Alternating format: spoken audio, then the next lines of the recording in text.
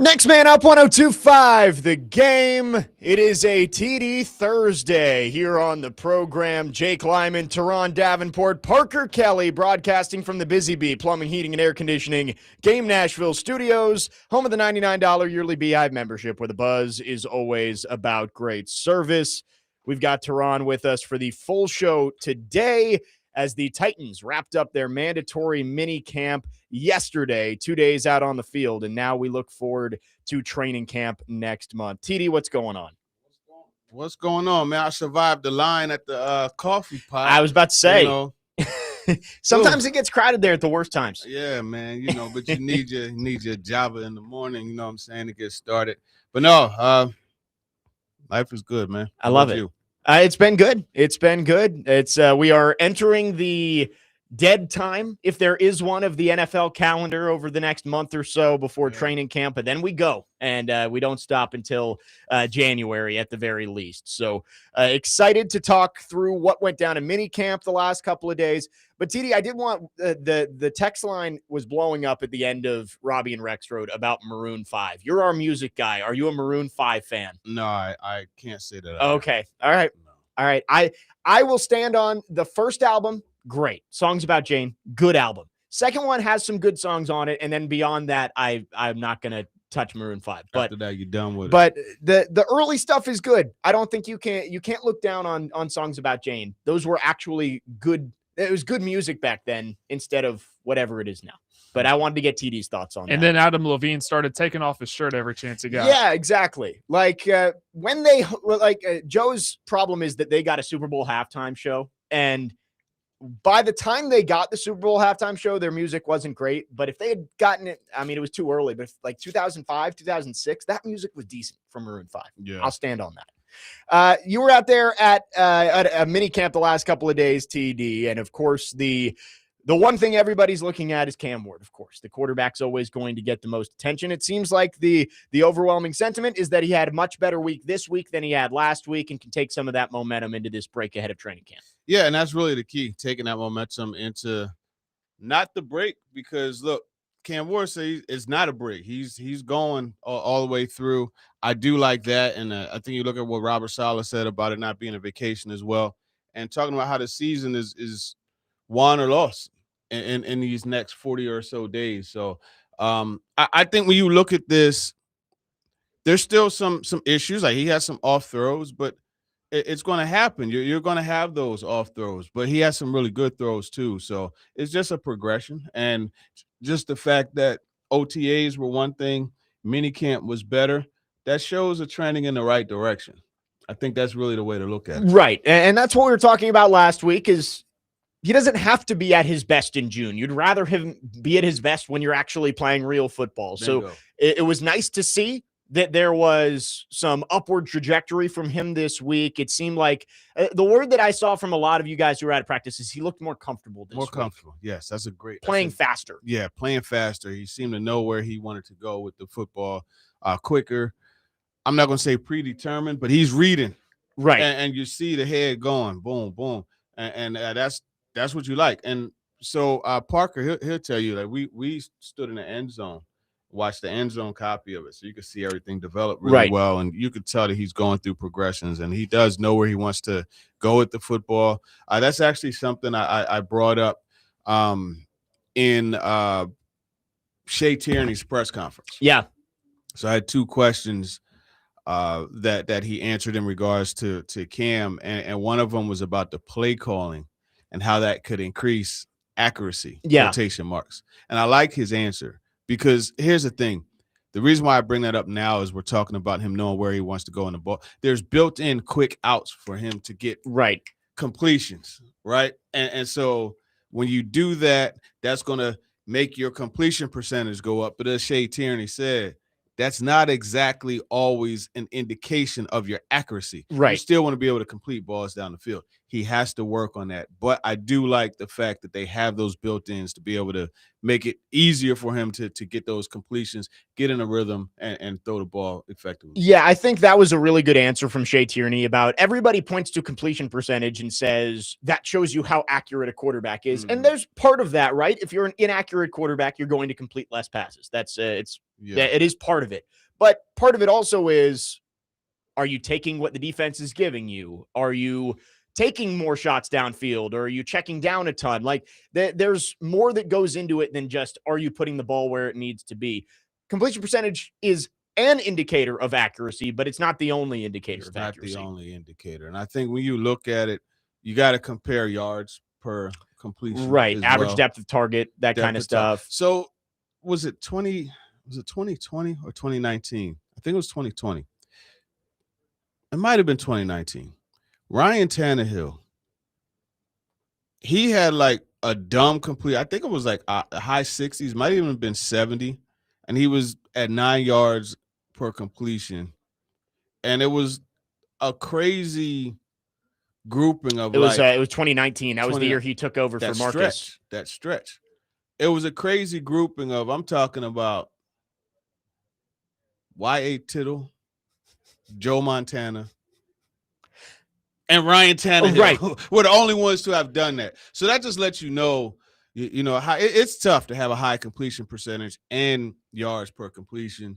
But when you look at those together, that's really the true indication. Yeah, that 2019 season, Tannehill made 10 starts. He had 70% completion percentage, 9.6 yards per attempt, which is elite. And I do remember back to 2019, 2020, when they were going through, since Ryan Tannehill took over in that Week 6 game against the Broncos, he was on par with only what Patrick Mahomes was doing at that time. And that, I remember Titans fans freaking out of like, why is he not getting the recognition? And, Tannehill obviously couldn't sustain that over a long period of time. But yeah, 2019, 2020, Ryan Tannehill, the 55 touchdowns, 13 interceptions over 26 starts those 2 years. Those are really, really good numbers. Unbelievable, man. And I think, it shows you that it's hard to do that, right? 70% completion, while basically every time you attempt to pass, you're getting a first down. 9.6 yards per attempt. That's not easy to do. And so it is a balance of these things for Cam Ward. Part of why you think he can be great for your team is his ability to make plays down the field. And we saw that at times last year, but we also saw the inaccuracy on the deep ball as well. That's going to be something that you need to see improve in year 2, is being able, when you have the open shots or you get one-on-one with Carnell Tate or Calvin Ridley down the field, being able to deliver the ball where your receiver can go get it. You got to hit those shots when they're available for you. That's 1,000% right. Like, you got to be able to hit them. And it's even if you don't hit them, it still delivers a message. It delivers a point. And as a DB, okay, they're gonna take a shot. Right. I got to make sure that I keep this thing right and have it covered. So yeah, but you have to make those. And I think when you look at just the way this whole thing has been, he's missed some opportunities, but he's had some opportunities missed with drops. So look at a couple that Van Jefferson had. That you remember the Browns game, right? Yeah. And I know Van, he felt really bad about that, but it is what it is. You gotta make it happen when the opportunities come. Yeah, and I know that we like media and fans have talked about the footwork with Cam Ward and how that can be something that he can improve that will lead to more accuracy down the field, especially. I did hear Brian Dable when he spoke on Tuesday. He said he thinks the footwork is really good. Have you seen them working on that? And have you seen improvements with his base that could lead to actual physical results later on this year? I'm not a self-proclaimed QB coach, so I can't really speak on his base and how it's where it needs to be or anything like that. But I could tell you, I'm smart enough to see that they're working on it. There's different drills and things that they're doing that they're working. I think you also have to look at what Shea Tierney said when he discussed accuracy being improved through coaching. And he talked about slowing the process down. Yeah. Clip by clip, going through it and you see your actual motion or the footwork or whatever, and you say, hey, look, if your feet are here and it's pointed this way, it's going, those types of things. And then getting that to the point where it's coming in games without thinking about it. Right. It's just coming in games. You're just making it happen. It's second nature. It's muscle memory and those types of things. That's what the practice is going to need to be able to establish. 615-737-1025 is the phone number. If you want to text or call, our phone line's driven by WilsonCountyHyundai.com. As always, at 10 a.m., your chance to talk to TD. So get your questions in on our text line, driven by WilsonCountyHyundai.com. Again, 615-737-1025. We've got TD for the full show today. His appearance is always brought to you by Bart Durham Injury Law. Coming up next, we'll continue the Cam Ward conversation. We'll also look around the rest of the roster at OTAs. What does the offensive line look like as we head towards training camp? And are we ready to catch the strep again? Because Xavier Restrepo has been making headlines throughout the offseason. We'll talk about all of that here in hour number one with TD. 615-737-1025. Jake Lyman, Turron Davenport, Parker Kelly. Next man up, 1025 The Game.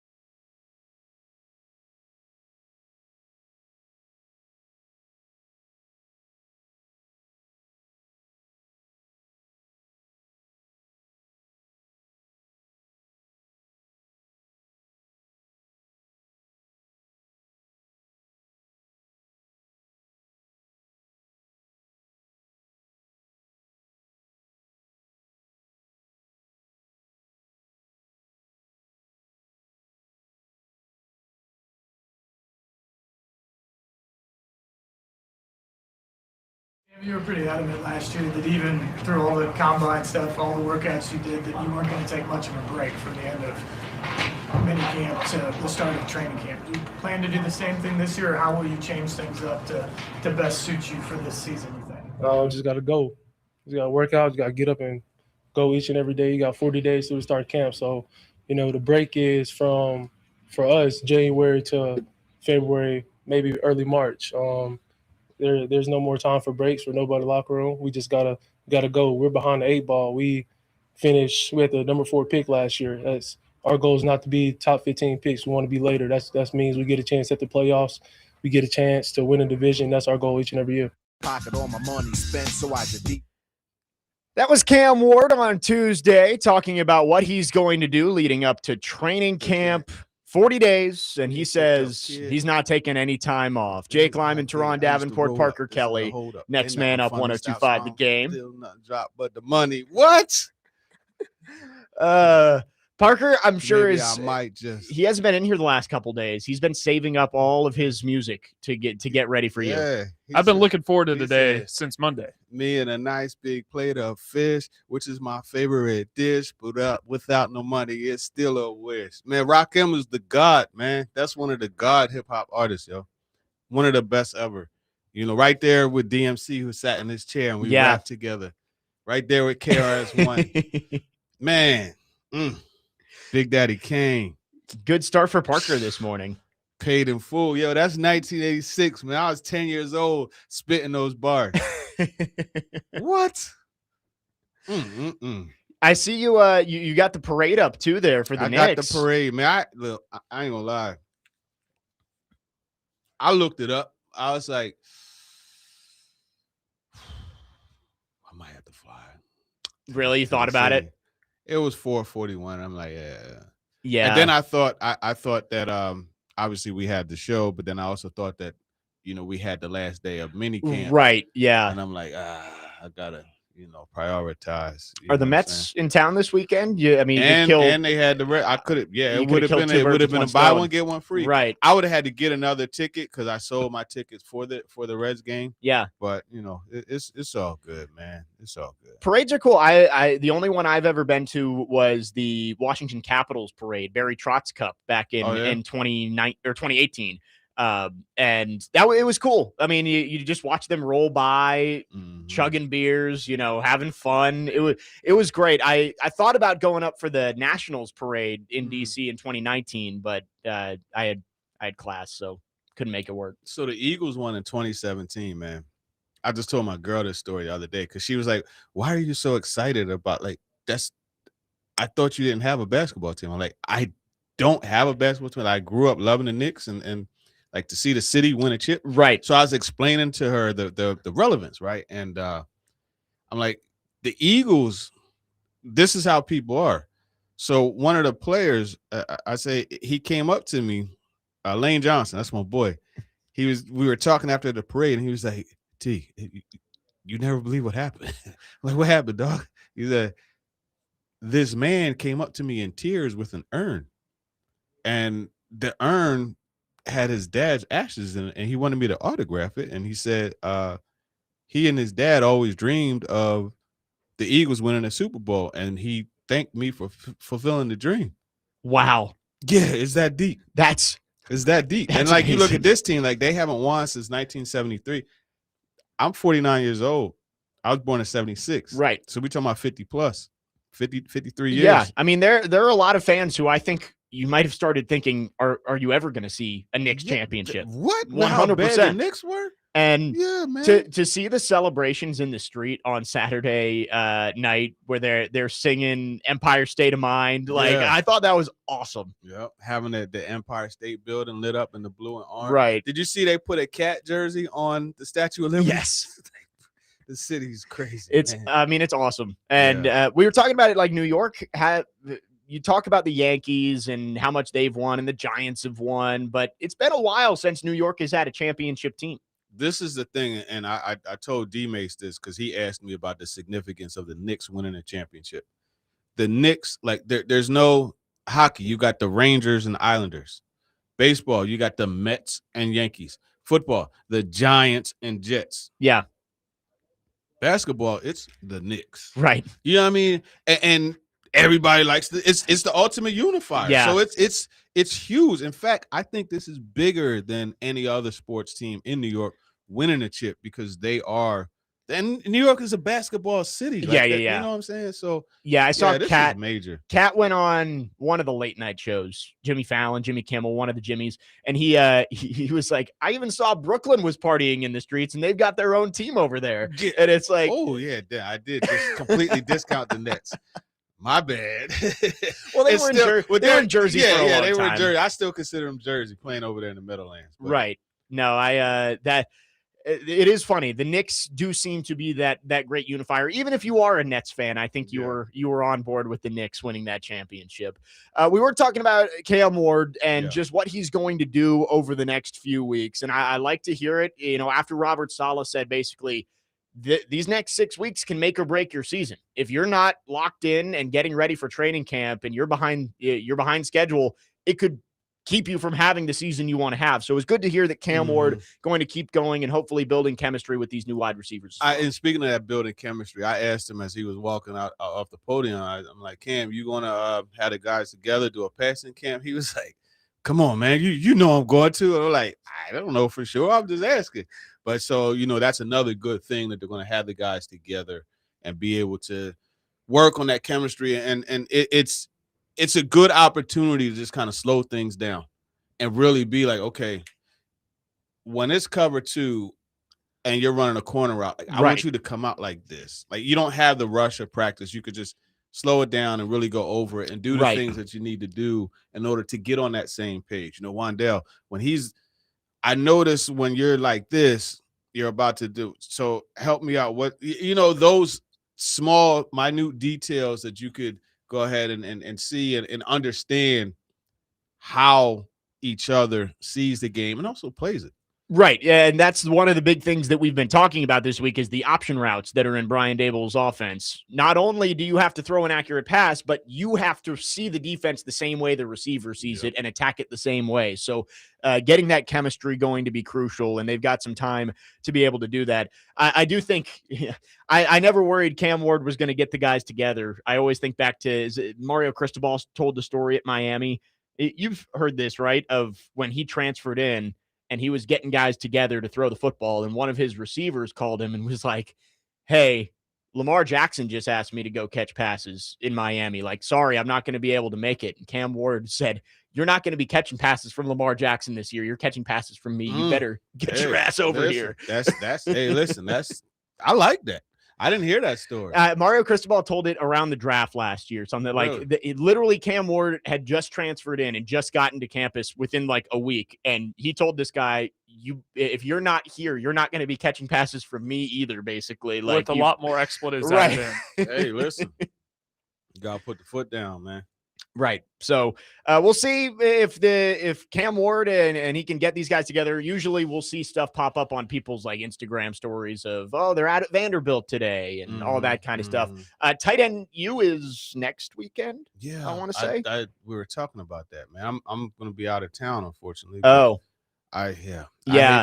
And apparently it's open, a little more open. I saw that. I think they're doing a showcase in Vanderbilt Stadium is what I thought. Really? Maybe George Kittle.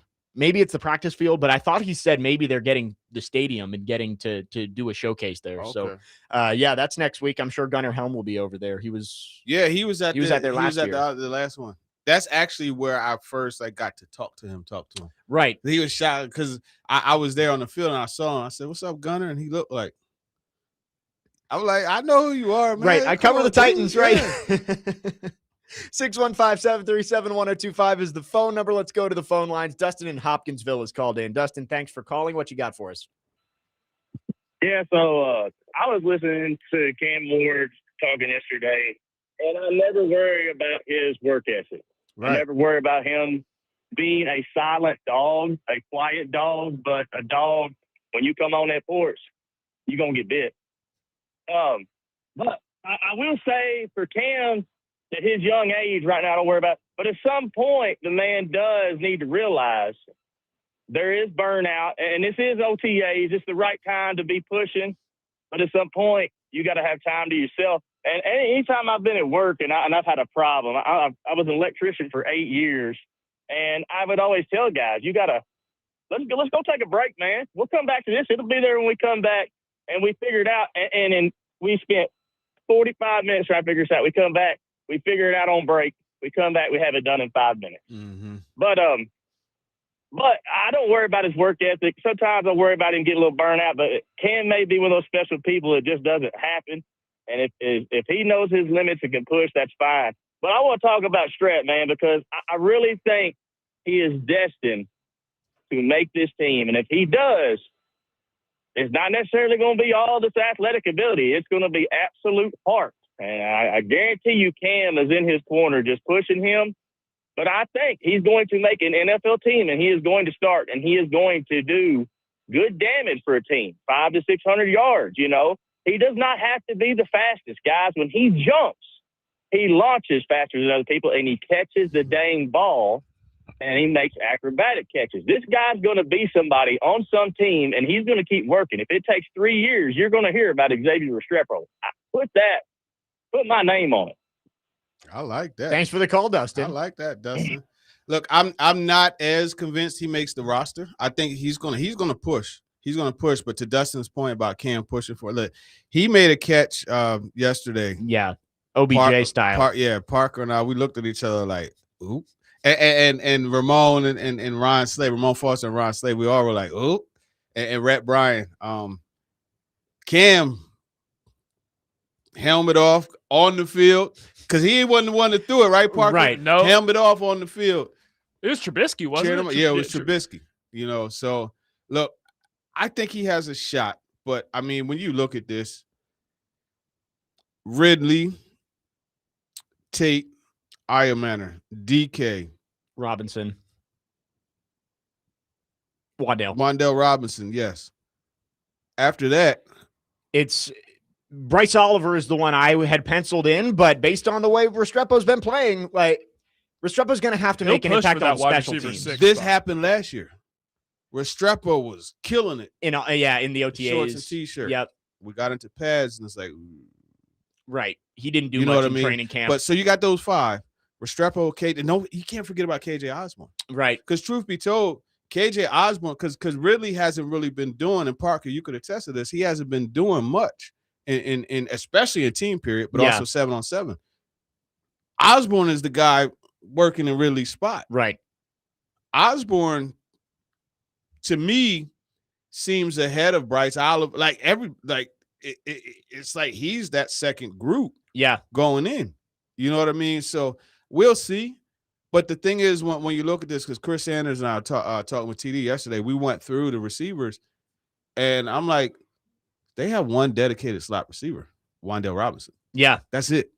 So, Restrepo has a shot, but as you were going to say, special teams. That's right. That's if you're going to be the wide receiver 6, you have to contribute outside of the offense, or you're just going to be a scratch every single week, right? Yeah. Like they're not going to carry 5 guys or 6 wide receivers just for offense. You're going to have to make plays on special teams. So I think this is going to be a practice squad year for him. I agree. But he'll get the maximum call-ups. Right. I think maybe Mason Kinsey is finally replaced by Restrepo and or somebody else. But he's ahead of Mason. Now Mason Parker, right? Mason made a couple nice plays yesterday, right? He caught that the diving one across the middle. He's always going to be there, man. He's always going to be there. Always going to be there. Yep. He just finds a way to stick around. Julius Chestnut. What I say, the apocalypse comes, man. My hand is in his pocket. So that's the first person I'm calling. Yeah, Mason Kinsey. Mason, what we going to do, man? How we going to survive? Yeah, how are we surviving? Mason Kinsey every year finds a way. Yeah, he finds a way, and I love that for him. I love the fact that he went from D3 Berry College, right, and has gone on to be able to have an NFL career to where he's going to get a pension. Mason just got married too. I think it was March, but anyway, he got married recently. So congrats, Mason, on that. Yeah, man. How long has he been with the Titans? 5 years, 6 years now? I think it's 6. 6 years. I mean, practice squad. It's not like you're getting millions of dollars, but like he's making good money to be on a practice squad and getting call-ups. I mean, you get props to Mason Kinsey. And to Dustin's other point, he was talking about burnout and like you need to take a break. Cam Ward did say in that clip that the break is from the end of the season to March. Cam Ward went to Paris. I saw that on his Instagram. So he did take at least some sort of vacation or break. But now is not the time to do that in his mind. Now is the time to gear up and get ready for the season. But Dustin is 100% right. You do have to have that balance. It's funny not to like make it about me, but this year is the first year where I was like, I need to take a break from this. Yeah. Like literally Don't want to burn out. take a break. So I'm going out of the country. Phone down. Like I'm not. Right. You know what I mean? For the first time since 2012, I'm going to be completely unplugged. That's crazy. From football. 15 years, basically. But it finally got to a point where I was like, I needed to, and you know what's crazy? Like I literally teared up and said, I need to take a break. Right. You know what I mean? So yeah, man, it's sometimes you do need that because you will burn out. It is. You got to unplug. It's man. crazy. Like you kind of just put your head down. It's like you look up and you're like, man, it's been a while. It's been a while. But it's just like, there's just like a passion that you have, and right? A love that you have, and it's like,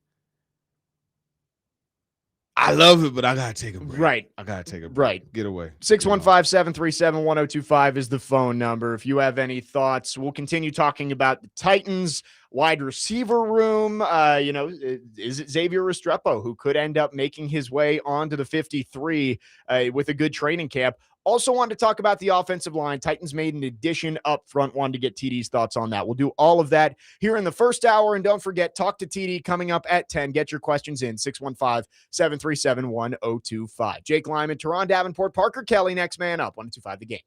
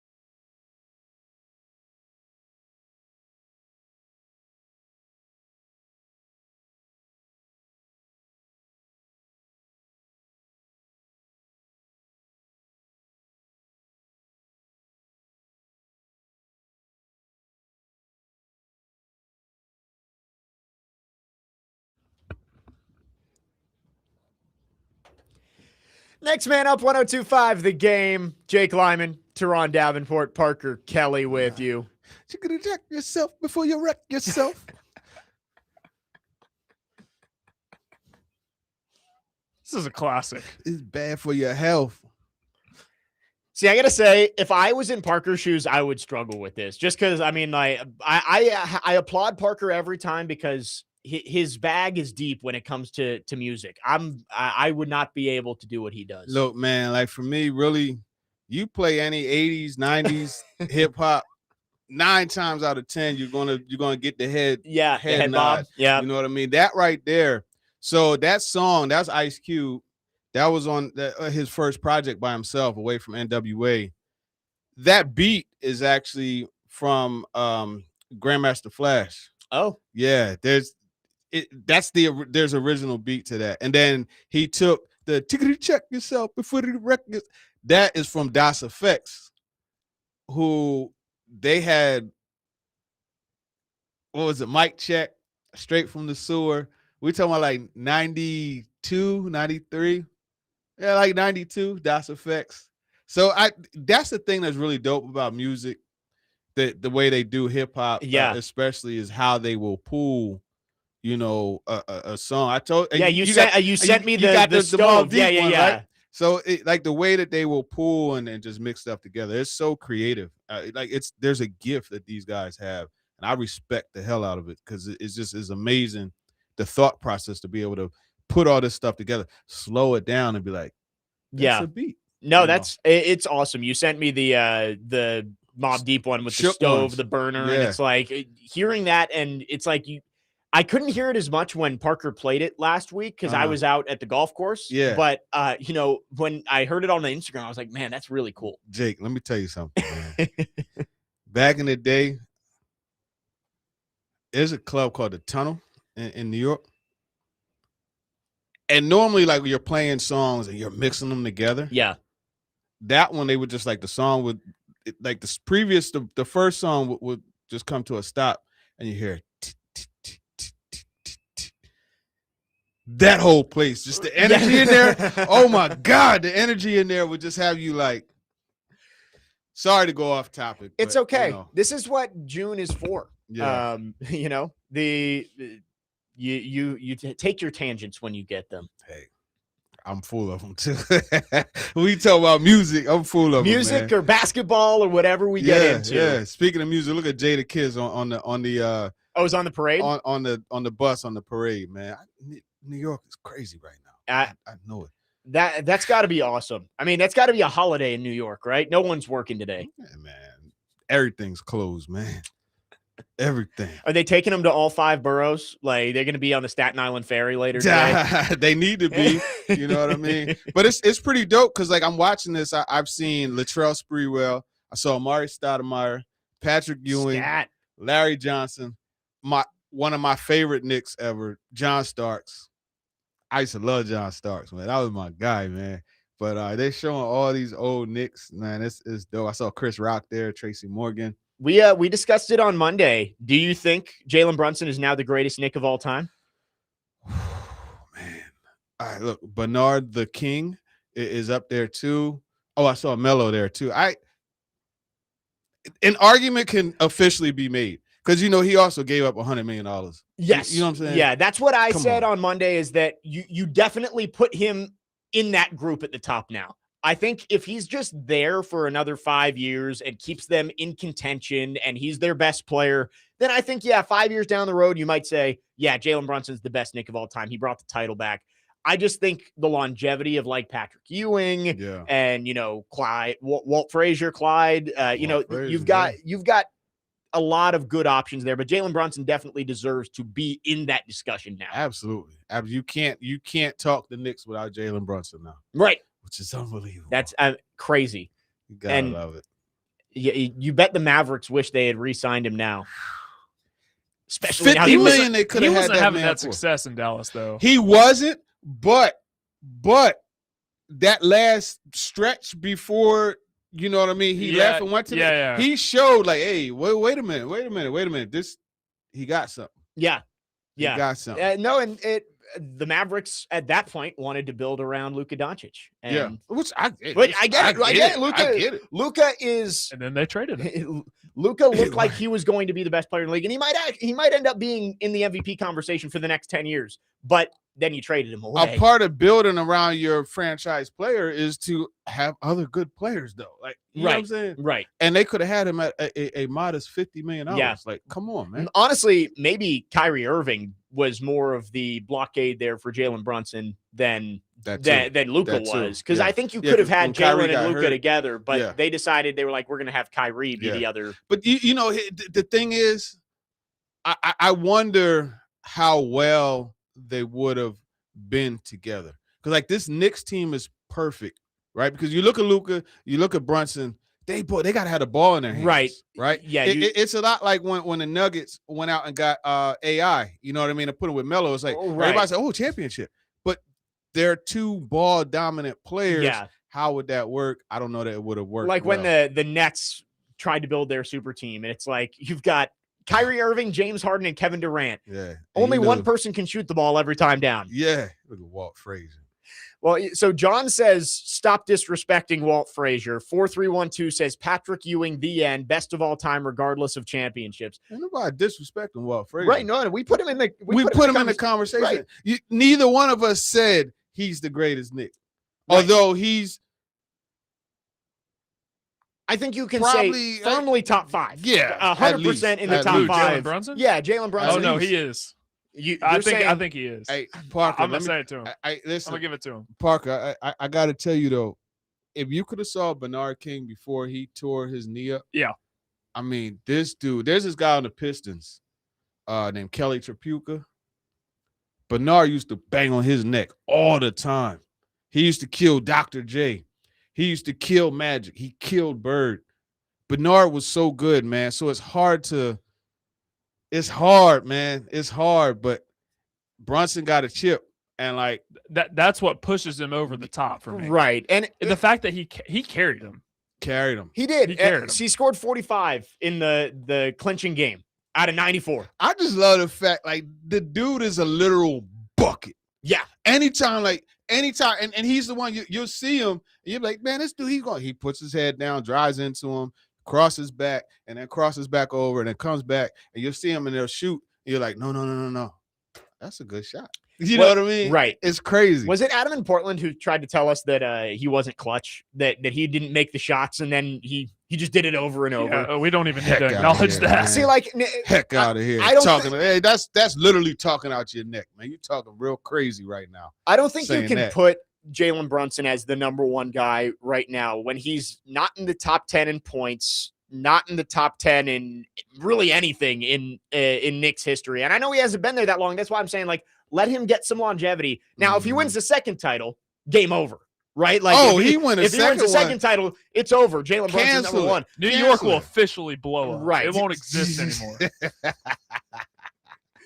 615-737-1025 is the phone number. The Knicks having their championship parade today. So we got a little bit off topic there, but we'll get back to the Titans coming up next. I had a couple more questions for TD about what he saw in minicamp. And again, your questions, we'll get to them coming up at 10 a.m. 615-737-1025. Text or call with anything you've got for TD. Today, the Nashville Sounds take on the Memphis Redbirds. First pitch is set for 7:05, and you can catch all of the action on 94.9 The Fan, presented by Twin Peaks, Family Leisure, Maple Street Biscuit Company, Mad Fireworks, and Social Cantina. Jake Lyman, Turron Davenport, Parker Kelly, next man up, 1-2-5 the game.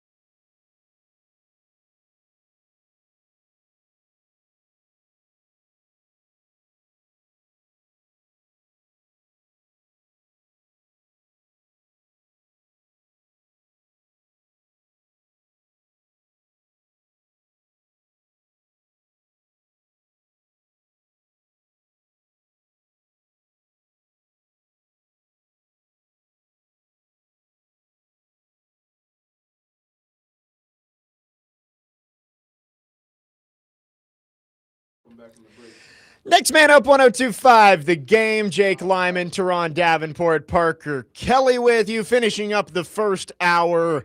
Talking Titans, and all of our football offseason coverage is brought to you by Tennessee Brewworks, the official craft beer of the football offseason here on ESPN 102.5 The Game. TD, an addition for the Titans on the offensive line this week. Andre James brought in. And at first, I think just, when you see that roster move and the shuffling that comes across, it looks like just back-end depth. But when you look, Andre James has made 61 career starts at center in his NFL career. He worked with Carmen Brasillo when he was in Las Vegas. Do you think that this is competition for Austin Schlottmann to possibly start at center that the Titans just brought in? Absolutely. It's legit competition for him to start at center. And it's crazy because I didn't even realize that he was still available. But he was out there, Mike Berganzi and the crew, they went and they grabbed him. I think that was a wise addition.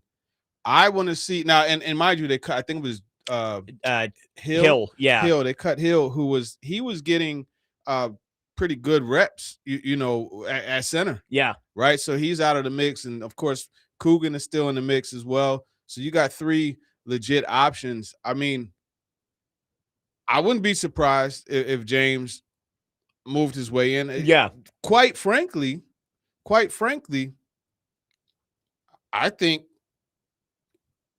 think he's better than Schlottmann. Well, the stats would show you that just based on what he's done. He was a starting center for 3.5 years with Vegas. Schlottmann has never been a starting center before. That's what I'm saying. We've talked about it. He's never played more than like 32% of the snaps in a season, where Andre James has played and started all 17 games at one point. Exactly. That doesn't mean he's better necessarily, but he at least has the track record. I feel he's a better option. Yeah. As far as the experience is concerned. Right. I don't know both players enough to say, his technique. Right. And this is, I don't Especially know. Not players. In pads. You can't really see much. But I think as far as I would be more comfortable with him starting because he's a veteran and established. But the thing is, Brasillo, Dable, they're familiar with both players. So we'll see how this thing works. Right. Brasillo's familiar with both. Yes. Dable's not familiar with James as far as coaching him. Yeah, and it's good to add competition, especially because Schlottmann, I don't think anybody was really thrilled about him being the starting center. And now Andre James is not going to be an all-pro guy, but I do think it gives you somebody who maybe can be a little steadier. He didn't play much last year for the Chargers, only made one start, but I do think that this is it's a better option for you up front than what you had before. Mm-hmm. And I think Austin Schlottmann, you like him as a depth guy if he's not the starter. And he's still very, very well, he could be the starter. But I do think adding Andre James makes you feel a little bit better about what you've got up front than what you previously had. Absolutely. Yeah, you have another veteran in the mix. It's going to be cool seeing the whole thing play out because you also have that competition at guard that's still going. Slater and Jackson Volson. Slater. I think Slater is out of the center conversation and more in the guard one. Yeah. And now you're looking at Volson, you're looking at Slater, you're looking at Carmona. I want to see what happens. This is starting to get a little more suspenseful. Yeah. Because to me, adding James, that changes the competition. Yeah. A lot to me. Right. To where it's almost like it's going to be Schlottmann or James with Coogan. Right. Right. Coogan eventually. Now Coogan got some pretty significant snaps too. And I like the fact that in watching him again, Parker, standing in the end zone, and especially when they're coming towards us, it's pretty cool when you see the center hand on the ball, pointing, so-and-so's the mic, check, and doing all the things that he's doing. This is a young fella that just got here, and he's directing traffic like a traffic cop. Well, that's part of the reason why he was a 6th-round pick, because he didn't have the physical traits, but he was so smart. Right. And ended up being a national championship, helped Indiana. Rose Bowl MVP. Exactly. When's that ever happened before? An offensive lineman. There was a guy, Snyder out of Oregon way back when he was a reserve lineman for the 49ers. He was an MVP of a ball game back in the day. But yeah, I mean, I think when you're looking at that, it's going to be a competition. And when those pads go on, yeah, it's time to, and they're going to get all that they want, right? With Franklin Myers Right. and Simmons, and there was Falk bump inside. Yeah. Falk. I mean, there was a time I got a Jacob Martin appreciation moment. I saw him bump inside. Right. And this is a pure edge guy. Yeah. But Jacob Martin, you talk about Keldrick Falk. Before practice, Tanzil Smart, who's proven to be a really good coach with technique, watching him work with them. But it's Jackie Marshall, Keldrick Falk, and Jacob Martin's on the side doing his own thing. And then I've seen him come over and just offer words of encouragement and advice to Keldrick Falk.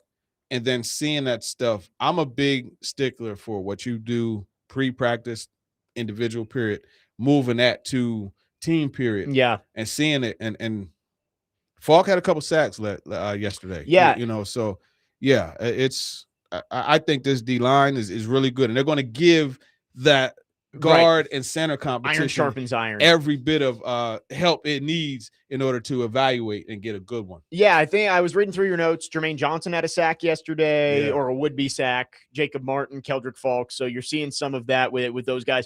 Quickly on the offensive line, tackle. J.C. Latham's been hurt. Dan Moore was back out there. Mm-hmm. Do you think they need to make an addition at swing tackle with what they've got behind? No, I think Crenshaw Dixon is going to win that job. Deculus, it'll be depth, but I think Crenshaw Dixon wins that job. I know it's so early and again, they're not in pads, but I know people were talking about Emil Wagner, the Notre Dame guy. Do you think he maybe figures into that competition? He's another too? one that could be in the competition. And I mean, I think it was like $250K he got. So yeah, he was one of their priority ones. Yeah, he was a priority one. So 615-737-1025 is the phone number. It is now your chance to talk to TD. Get your questions in. You can text or call. Our phone line's driven by WilsonCountyHyundai.com. Anything you've got for Turron Davenport, send it in. 615-737-1025. Second hour coming up next on this TD Thursday. Jake Lyman, Turron Davenport, Parker Kelly. Next man up, 102.5 The Game.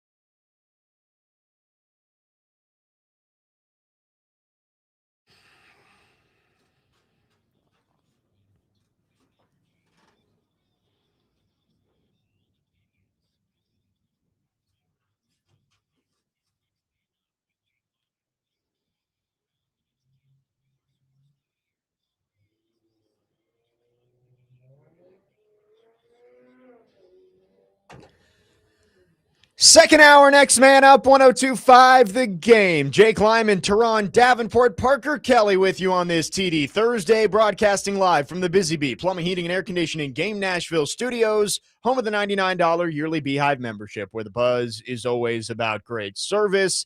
It is now your chance to talk to TD.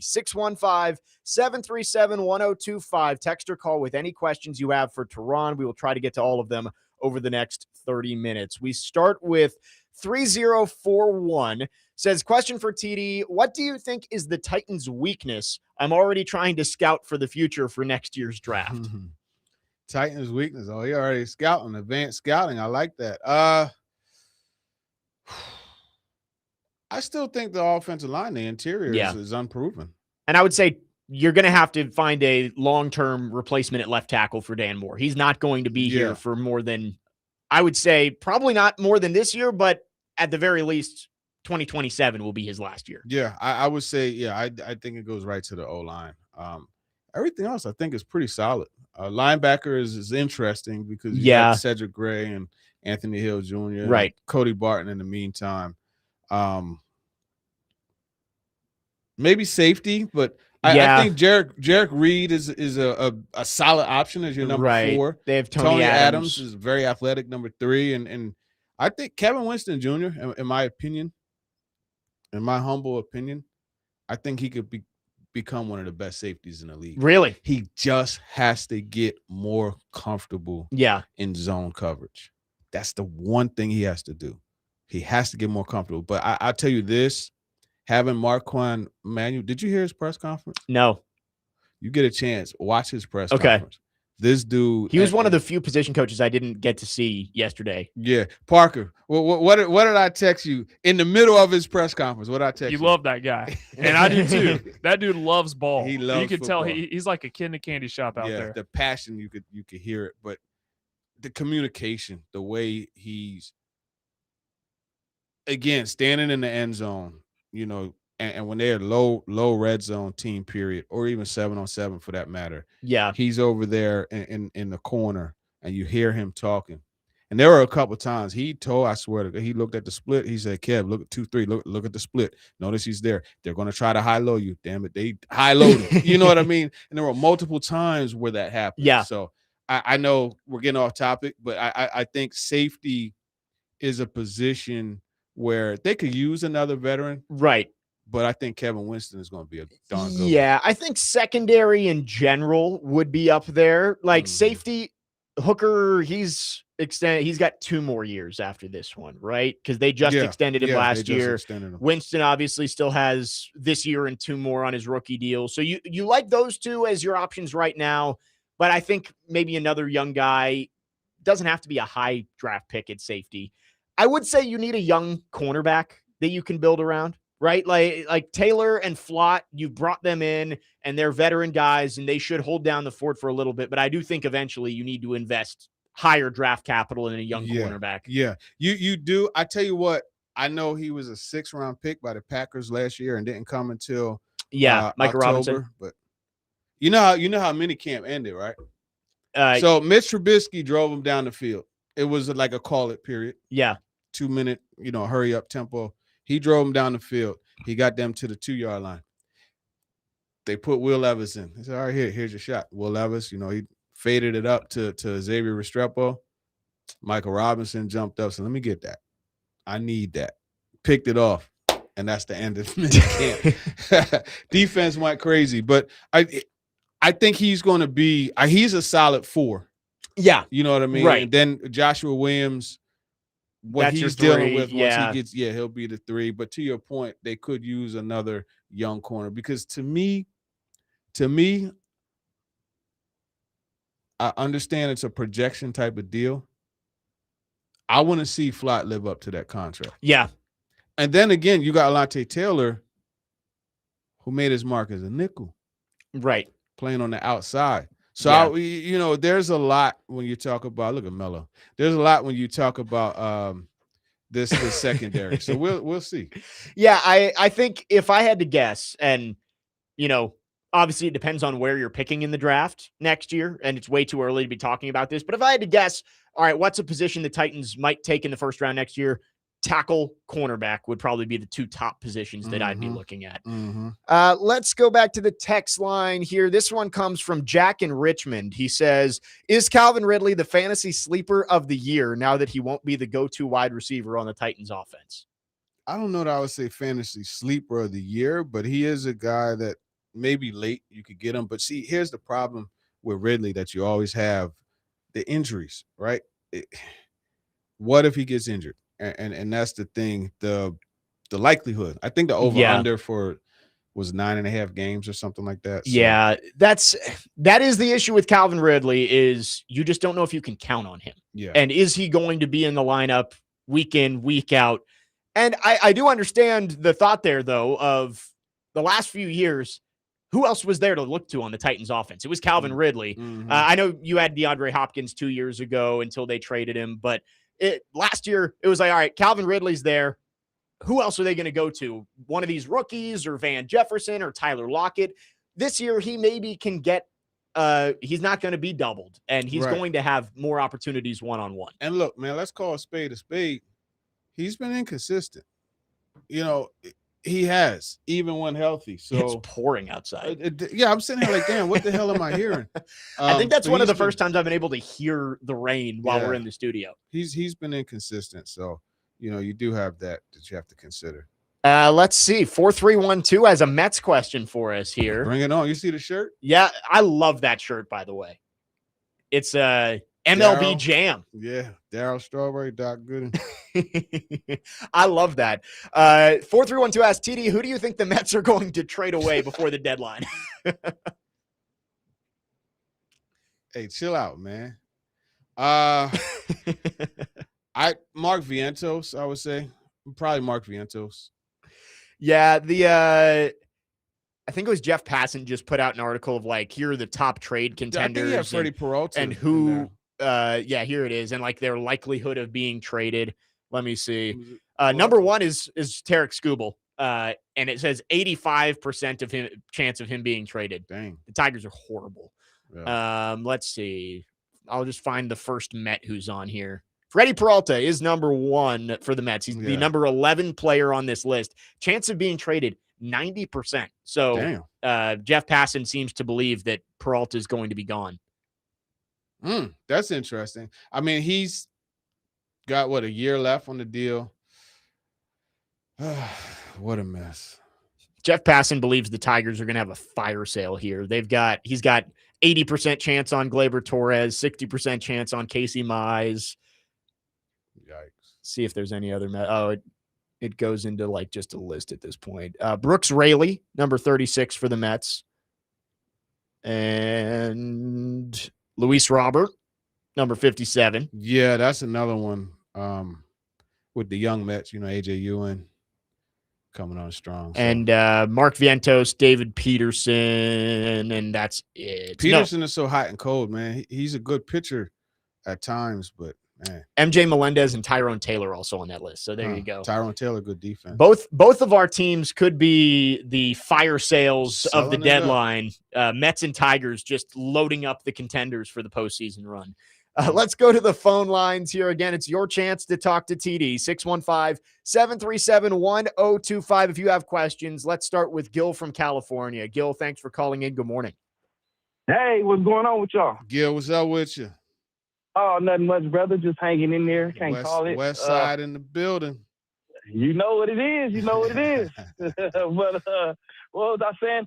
All right, I was going to go with our 2 fourth-round draft picks, Elick against Tim DK. I wanted to know on the depth chart right now, who would you have ahead? Because I really like DK. I think he was a steal, but I think Elick is like he is where we drafted him at. But I think Tim DK should get more reps at receiver, and if Calvin Ridley or somebody else like that will go down. I just like his explosiveness. Yeah, solid question. And he is a guy that I think what's going to help DK is his versatility, where he could play X if he want him to. He could play Z. He could play slot. Yeah. And I think that's helped him. He's had a better OTA and minicamp than Io Manor. Io Manor has had some drops. He's not getting targeted as much as DK. I think Io Manor is more of an X. You see him a lot of times on the backside of the formation, isolated, running those slants and things like that. That's something that they've consistently gone to, and it's been hot and cold. Yeah. But I'll say this, Parker, you saw it yesterday too. DK ran a slant, and Michael Robinson was all over him and doing everything he can to get the ball out. But it was just one of those ones. He extended his hands and caught that thing. And it was like a vacuum. And he tucked it all the way and fought through the contact and turned backwards and jumped into the end zone. So I say all that to say I think DK is ahead just as far as where they are. They're at different parts of the depth chart. Yep. But where they are as far as within their individual realm, I think DK is ahead. They both make the roster. I think DK will probably have a bigger impact. But Aya Manor, I will say, has done an excellent job of getting that more explosive. And he talked about working on his posture. Yeah. And how that's helping him be a better receiver. So I'll give him that. But I don't think the results are showing as much as you would like. Again, it's still OTAs, minicamp. There's still training camp to go. Right. Long way to go. But I think that's a good question from Gil because Very those good. two guys, both fourth-round picks last year, I think you saw more from Chim.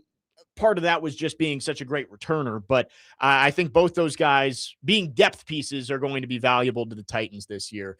Let's take one more call before we go to break. Chris is called in. Chris, thanks for calling. What you got for us?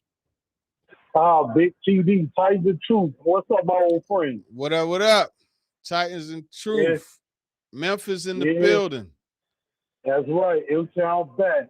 I got two quick questions for you. It's been a long time, but I got to ask you. First off, who is the one or two players that maybe nobody's talking about that we should be talking about that has a chance to make this roster?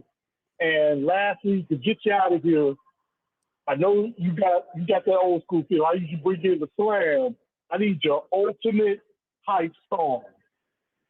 My ultimate hype song. Okay. All right. So immediately when you talk about player that's going to make the roster that no one's talking about, Mike Robinson. Yeah, I was going to say that's the guy that I think you circle that maybe isn't somebody that some casual fans would know, but he's going to be on this team. And he was someone I was saying before we even got to OTAs because I liked his game. Say it, TD. What, the song? No, the player. The player that you think is going to make this team that we're not talking about. Oh, who? Micah Robinson. No, there's one other guy. Oh, Keydrain? Yeah. Callaghan? Yeah. Yeah. He Callaghan is another one.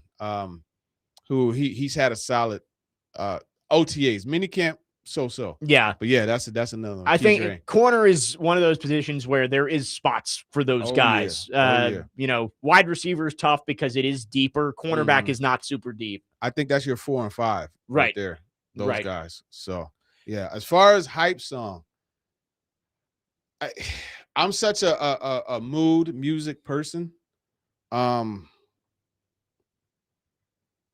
Shook Ones is one of them. How about our closing song on the show, Dreams and Nightmares? Dreams and Nightmares.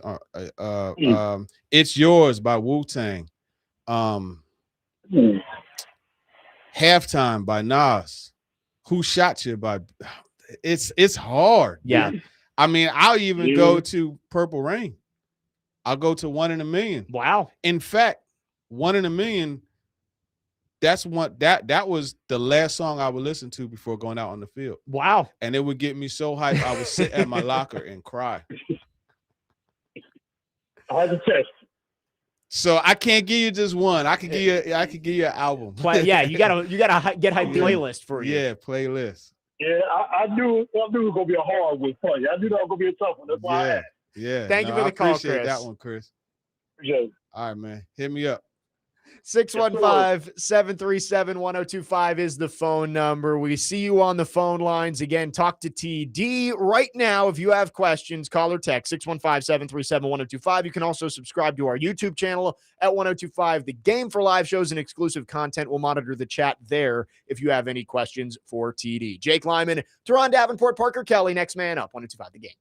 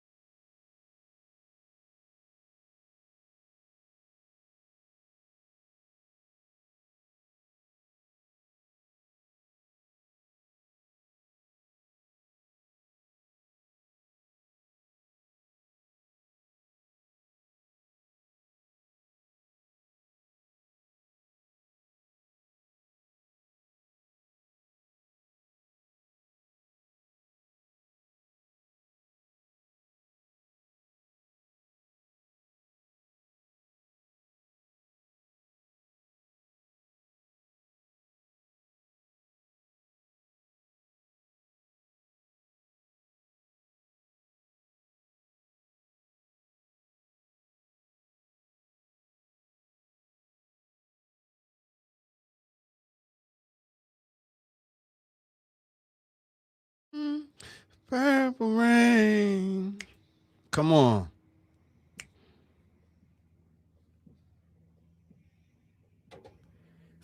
Next man up, 1025, the game.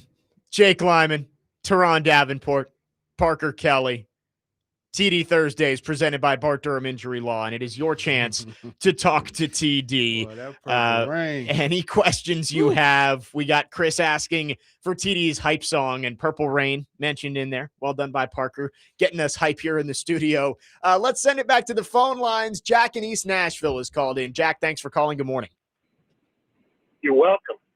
TD, I have kind of maybe an open-ended question. What's up, man? Since you've been there, you go to the practices, you're around them a lot besides just the stories you file. Do you sense, what kind of difference do you sense in the atmosphere, the way things are with this crew of coaches versus the last several years? And I'll hang up and listen. Thanks a lot, brother. Yes, sir. I think there's an excitement. I'm not going to say it's different, but I think just after going through 2, 3, and 14 seasons, Yeah, there's like, all right, close the book on that. right. And let's write a new book. Not chapter. Like they're trying to write a new book. I think that's the case. I really like the stuff that a lot of the coaches did with the previous staff as far as, the drills and technique work and stuff like that. I don't think that they were poorly coached from a technique perspective. I think I'm going to tell you the difference. You got a jerk as a play caller on offense. Like Brian Daboll is a jerk. But you know what's good? You need to be a jerk to be a good play caller. Yeah. Right? So to me, that's the difference. I think the difference is there's like an arrogance on the offensive side of the ball. Yeah, like we're going to go down and score. Yeah, there's an arrogance. So I would say the biggest difference as far as the coaching staff is the guy calling the plays. And there's no slight on Brian Callahan. There's no slight. Yeah. But one of the things that he would always say that would just make my blood boil is, well, flow of the game made me do that. No.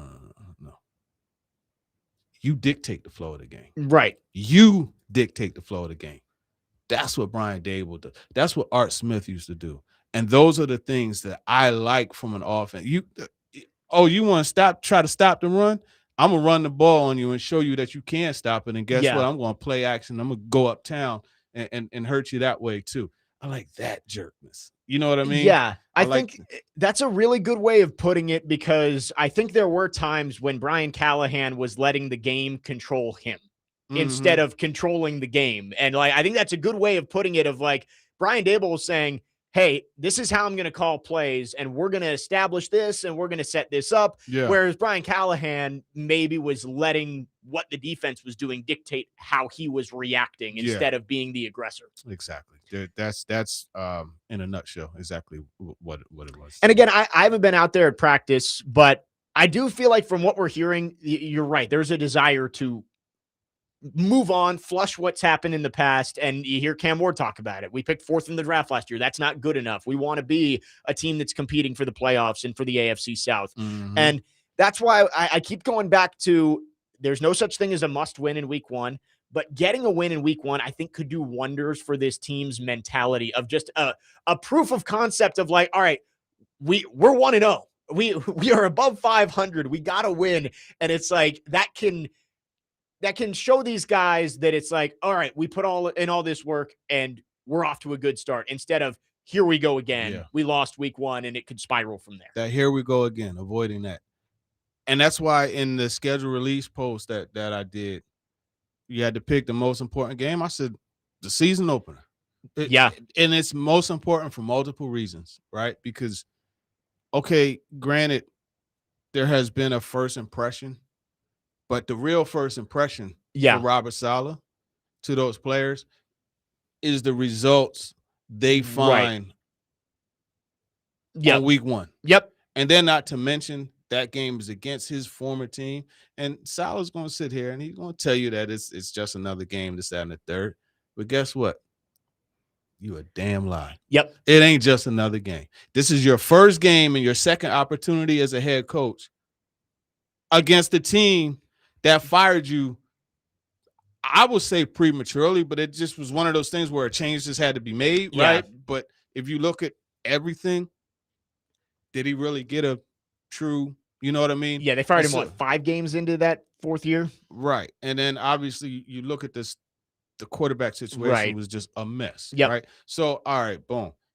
That, and also, again, the need for a reset. I'll cut it. The need for a reset.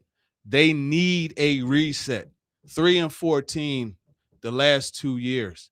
They need that taste of victory. Yep. Right? And you get off to a good start. Who knows what could happen? Obviously, you know, you got Derrick Henry who's going. You got Derrick Henry. I'll leave it at that. And then you got the Giants. You know, Denard Wilson is going to have the whole tri-state area blitzing Cam Ward, and he's going to attack. And, you know, I think you could get off to a really good start with a convincing win over the Jets. And to me, it is the most important game on the season. 100%. I just think if you start 1-0, even if you drop the game the week after to the Eagles, it's like, all right, well, we're 500. We got the Giants coming up next week, but you lose to the Jets, and then again, the Eagles coming in, not going to be easy to win that game. And then you're 0-2. And I think it is easy to just be like, oh, well, going to be another one of those years. Yeah, here we go again. And I think draft pick. Winning that Jets game would be massive just for the mentality of the locker room to say, all right, you know, this isn't going to be like the last 2 years. Even if it doesn't, like winning week 1 against a team like the Jets doesn't mean you're going to the playoffs. But I think it just instills more confidence and some momentum into that locker room that you didn't have in the past. 100%. Then what, 5 years since the Titans won their opener? Yeah. Tough. And man, before that, they lost. They won the opener against the Broncos. The Broncos. Damn, in 2020. That was 5 years. It was 2020, yeah. Wow. Because 21 was the Cardinals game where Chandler Jones had the 5 sacks. 22 was the Giants and Dable. 23 was the – what was 23? Because 24 was the Bears and 25 was the Broncos. What was 23? That was Tannehill and Henry's last year. I'm completely blanking. Arizona, you said it was 21. 20. It was on the road. I can't believe I'm trying to avoid looking it up. Right. I want to know, but 23 was New Orleans. New Orleans. Yes, it was the Saints. Good one. Yes, thank you, Parker. Yeah, it was the Saints. Yes. So, yeah, they lost that one. And then 19 they lost, 18 they lost.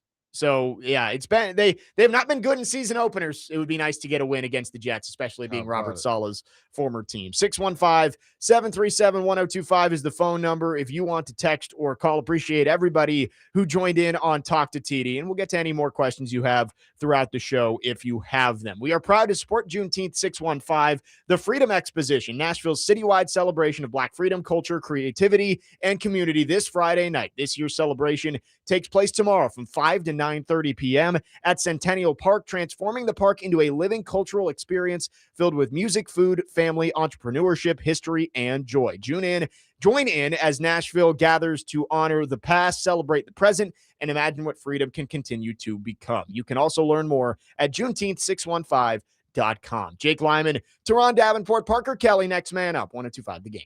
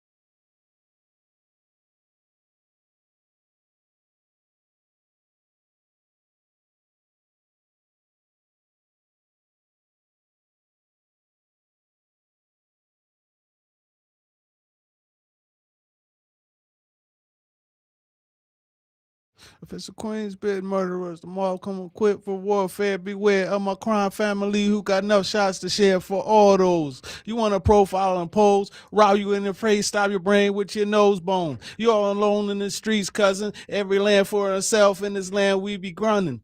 The shook crews running like they supposed to. They come around, but they never come close to. I can see it inside your face. You in the wrong place, cowards like you. Just get your whole body laced up with bullet holes and such. And you will get touched. You could put your whole army against my team, and I guarantee you it'll be your very last time breathing. I think one of our shows this summer, Parker should just play instrumentals of some of these songs and see if you can jump in and rap the whole song. That's a perfect June topic. I'm telling you, that shook ones. Woo. Woo. Yeah. Parker, that's bars, right? Oh, yeah. I'm going to need that record. I'm going to need that recording. Please. That may be the promo please, today. Yeah, do we put that on the on the Instagram? Instagram today? Maybe. May have to do it. Put it on there. TD could get discovered. Hey. Start his music career. Sign a record deal. Please listen to my demo. Yeah. Yeah, send that around to all of the labels. Yeah, man. You know. Me, MCD, my guy A West. Yeah, you guys should the make homie a group. Star Yeah. Kim, you know what I mean? There you go. Next man up, 102.5 The Game. Jake Lyman, Turron Davenport, Parker Kelly. We got a couple more questions here. We'll see if we can extend talk to TD a little bit. Let's go to the phone lines. Kevin is called in. Kevin, thanks for calling. Good morning. Hey, good morning. Thanks, guys. Cool, Jake, enjoy the show. What's up, Turron? What's up with you? Enjoy all your segments. Just to let you know, it's great hearing you all over sports radio. I really enjoy it. But I got two things for you.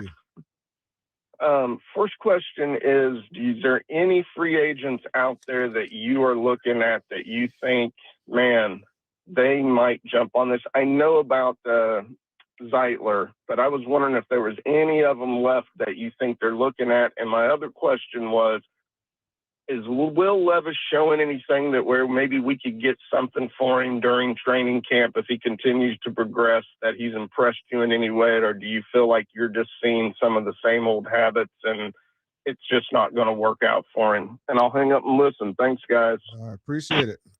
Look, did Jalen Watson sign, the former Chiefs corner? Yes. Yeah, he went to the Rams, I want to say. Okay. I don't really think there's somebody mentioned Conklin. Like, would that make sense to bring him back as a backup? Like, if he can't find a starting opportunity somewhere else? I think that's one you just kind of move on from. I don't, maybe, but I don't think that's someone that they would go out and I know they worked out a safety. Melifonwu. Yeah, Melifonwu. I don't really think. No, I can't see any. Yeah, I mean, there's going to be roster shuffling. There always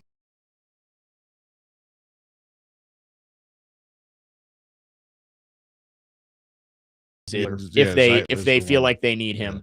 What was the other part of the question? Levis. Yeah. So Levis, the Will Levis experience, I think, is always going to be a roller coaster. Yeah, it's always going to be one of those things where you're like, that throw right there, I don't know that 6 other quarterbacks in the league can make it. Yeah. You know what I mean? And you say that from a good thing, good perspective. But then you'll turn around and be like, that throw right there,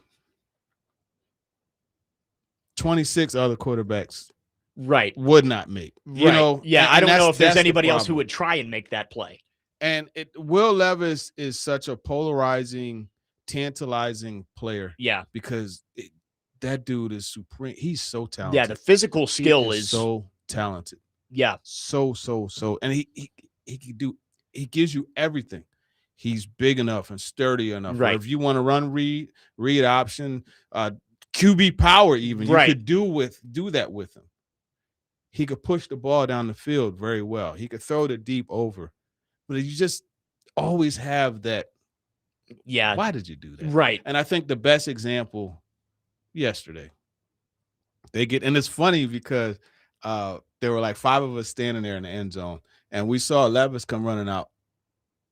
2-yard line. Yeah. After Trubisky threw him down, we're like, what's Will Levis going to do? Right? What's he going to do?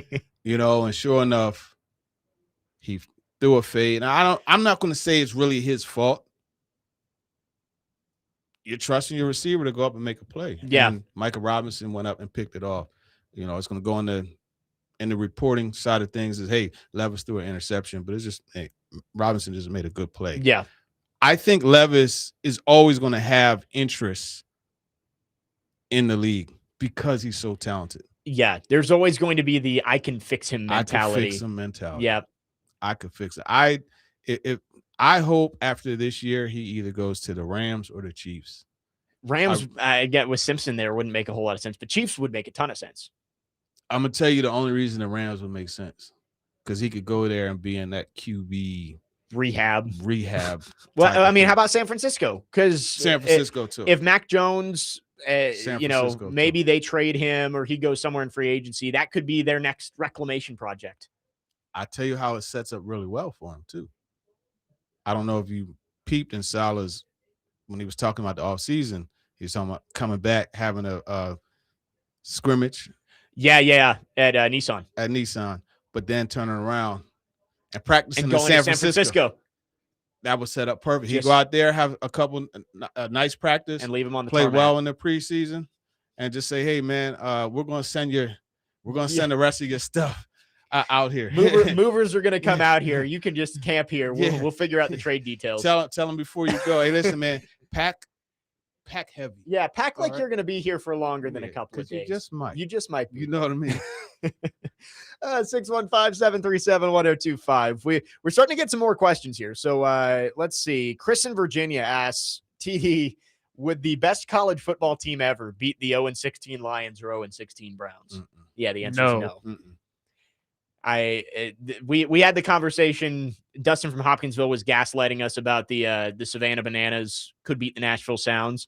Like, I always ask the question when people bring this up of 2019 LSU could beat the 0-16 Lions. Say, all right, how many NFL players on 2019 LSU? 15, 20? Yeah, I was good amount 20. for a college team. Yeah. How many NFL players are on the 0-16 Lions? 53. Exactly. Yeah, there you go. Let's see. 4312 asks, speaking of music, TD, have you watched the new Michael Jackson movie? Absolutely. I've seen it twice. Honestly. How was it? It was awesome. His nephew, I think it's Tito. I forget which brother's son, but that was his first role. And he played the heck out of it. Great job. I have not seen it yet. I haven't been out to the movies in a while, but there are some ones that I want to go take see. Take the wife on a date. Yeah. You know what I mean? Go get you some popcorn. Go to the IMAX one at Opry Mills. Yeah. That's the Odyssey comes out this summer, and I know that the Odyssey and IMAX is supposed to be that and Spider-Man. Those are the two movies I really want to see. Didn't Master of the Universe come out? Yeah. Are you guys like too young for He-Man, or you? So I know what it is, but yeah, that wasn't never something really got that I into was like. Yeah. I wasn't I big always on liked it. Skeletor. Yeah. So I've seen the previews for it. It looks moderately interesting, but Yeah, I think that I'll might be probably- a streaming movie for me. Yeah, I'll stream it. There's been some decent movies that have come out lately. There's another one coming up somewhat soon. The Spielberg movie that just came out last week, Disclosure Day. Oh yeah, and they got the preview. Francisco Lindor has been in more movies than games in the last 3 months. How about it? Yeah, I haven't seen it. I've seen mixed reviews about it. Like, some people say it's really good, others say it misses the mark, but Steve, yeah, we'll see. Yeah, I do want to get out to a movie soon. I think that's going to a movie is just such a peaceful experience. It's a cool date, man. Especially like something I used to do when I was working in summer baseball is like I wouldn't have to get over to the park until 4:00 or something like that. So I just middle of the day, just by myself, empty theater, go see a movie. I'll take a nap, like get some popcorn. It's great. Yeah, no, without a doubt. Like, I love doing stuff. In fact, I was like, this summer was going to be my trip. I was going to take a trip to Rome by myself. Yeah, but we're doing a different trip. But I love traveling. I fell in love with traveling by myself just from work. You know what I mean? Yeah, the road games and stuff. Right. But, yeah. No, it is. There is something about it, just like a little bit of solitude. Yeah, Like I think honestly, I think as a man, honestly, at least once a month, you need to take yourself out on a date. yeah, I like that. You need to do that. Just And I think it gives you an opportunity to sit and reflect. It gives you an opportunity to plan and just reflect, recalibrate, and plan. It's very important. I like that. Yeah. And then with this month being National Men's Health Month, we are always so conditioned to not be emotional, Yeah. and a lot of times we don't have anybody to talk to. A lot of times we might have somebody to talk to, but we internalize it and you hold it in and it just festers and whatever the issue is, Yeah. it's never good to do that. Right. And in some cases, when you take yourself out on a date, I know for me, like I did that a couple Saturdays ago. I during CMAs, I bounced around 3 different spots. Went and I smoked myself a cigar to end the night and drove home, and I was relieved of the issues that I had on my mind, just because I just got to have an out of body experience, Right? And an experience to reflect, recalibrate, and plan. No, it's that's important. That's a good message. I Yeah. kind of like that. Take yourself on a date Yeah. once a month. Yep. And I know Big Joe talks about all this stuff too on their show. So yeah, good No, it's message important. for Men's Health Month. 615-737-1025 is the phone number. The texts are still flooding in, so we're just going to keep asking TD questions as long as we have them to wrap up our number We 2. caught a vibe. Right, exactly. We've got at least 4 or 5 texts here that I want to get to. So we'll do that coming up next. Jake Lyman, Turron Davenport, and Parker Kelly. Next man up, 125 The Game.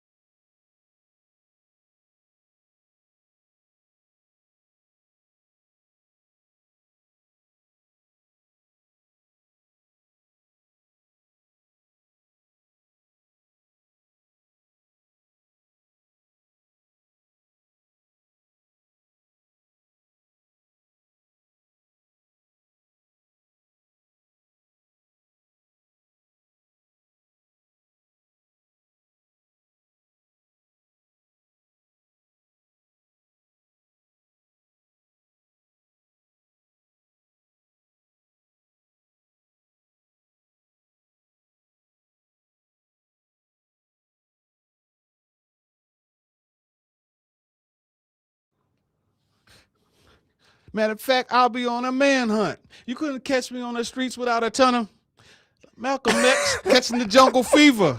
Well done, Parker. Keeping it family friendly here. That's that Nas halftime, man. This is a banger too. The way he just flowed. They said he did this in one recording, one sitting. He just heard the beat and was just killing it. That's a lot of talent right there. Yeah. He said, I'm a Nike head. I wear chains that excite the feds. What? Next man up, 102.5 The Game. We've gone almost a full hour with Talk to TD. We've gotten some really good questions. We got some music ones here. Thomas on a car phone says, hey, TD, I heard Rakim is coming out with a new album with a lot of folks jumping on it. Have you heard that too? I have heard he's making another comeback, man. This is like the third comeback he's made, but yeah, I had to see what's up with it, man. You know, he's, like I said, you talk about lyrics.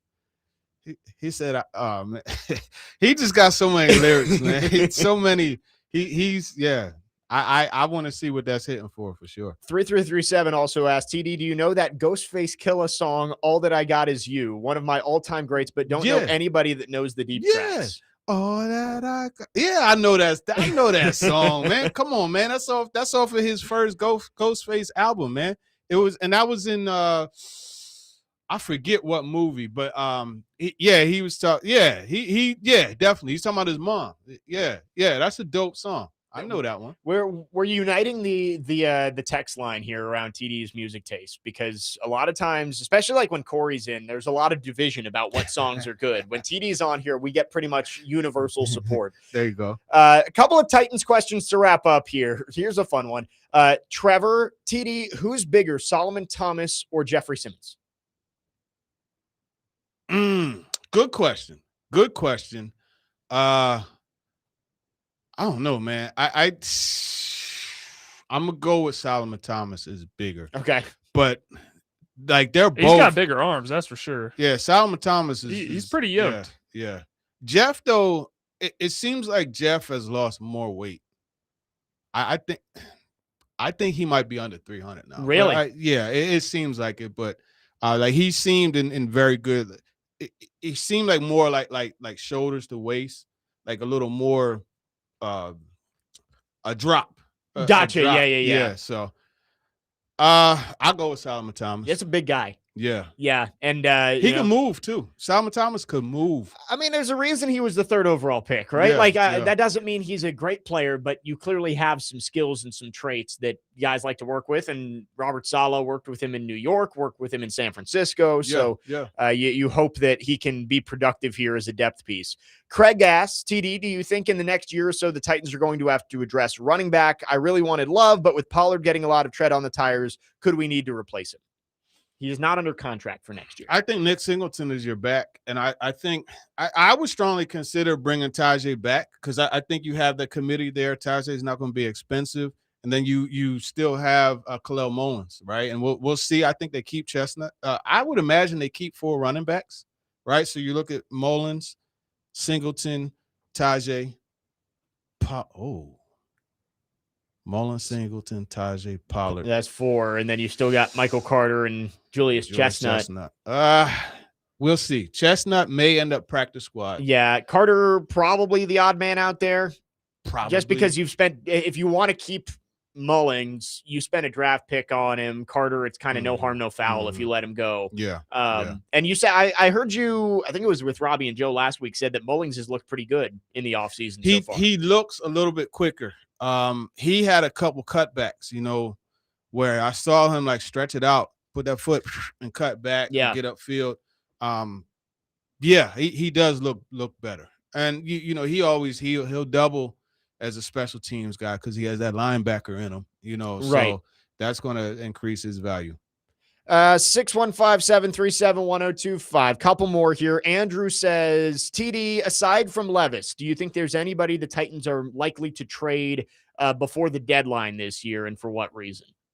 I think it just depends on the way the season goes, right? Yeah, it depends on the way the season goes, but then maybe Pollard, right? If you got a team that needs some running back help. Ridley. That could be an option. It depends on how the season goes. If you're trade deadline's usually like week 9. ish. Yeah. If you're so, let's say heading into the bye week, you're 2-6, like, yeah, maybe there would be an opportunity to trade some of the guys. But if you're 4-4, you probably are going to keep some guys around. Yeah. So, obviously, just depends on how the season goes. Last one here, 4312 asks, TD, you mentioned you went and got a cigar. What's your go-to? Okay, so there's two. I like the Liga Privada #9 by Drew Estate. Okay. And then you can't go wrong with the Padron 1964 anniversary. There's actually another one that I do like that it's a very mellow smoke. It's good like in the morning with coffee. It's called Tabac Especial. Okay.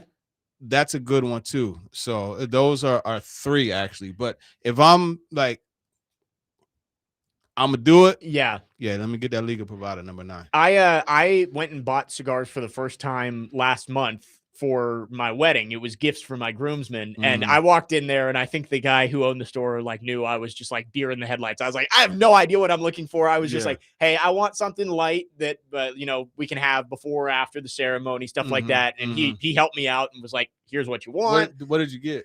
I couldn't tell you. Yeah, I tell you another one like for new smoke. The Tabac Especial for new smokers is good. Also, it's called Java.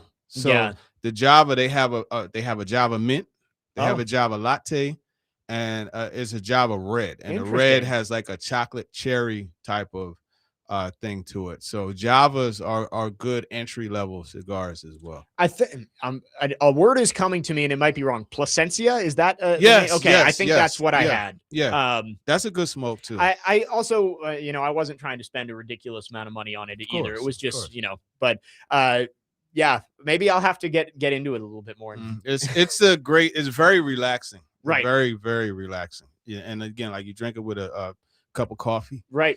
It's good.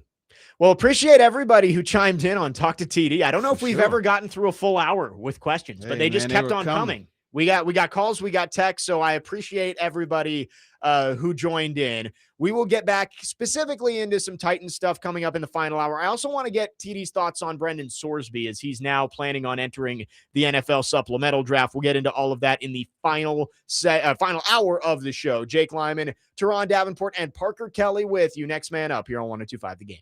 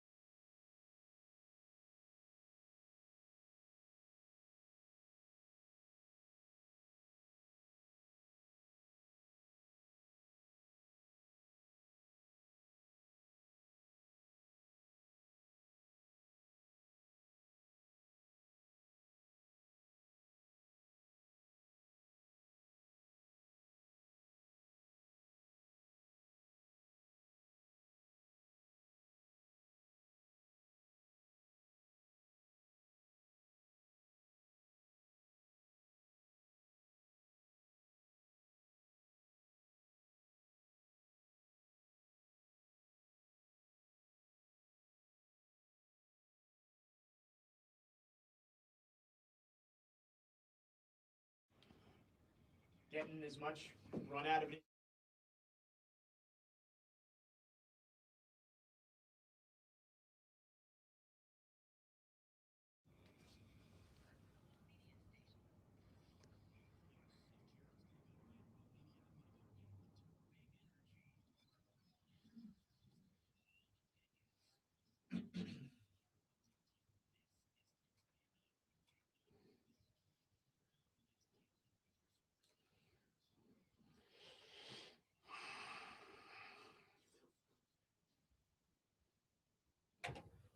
Next man up, 102.5, the game final hour on this TD Thursday. Jake Lyman, Turron, Davenport in studio, Parker Kelly at the controls. We are broadcasting live from the Busy Bee Plumbing, Heating, and Air Conditioning Game Nashville studios, home of the $99 yearly Beehive membership, where the buzz is always about great service.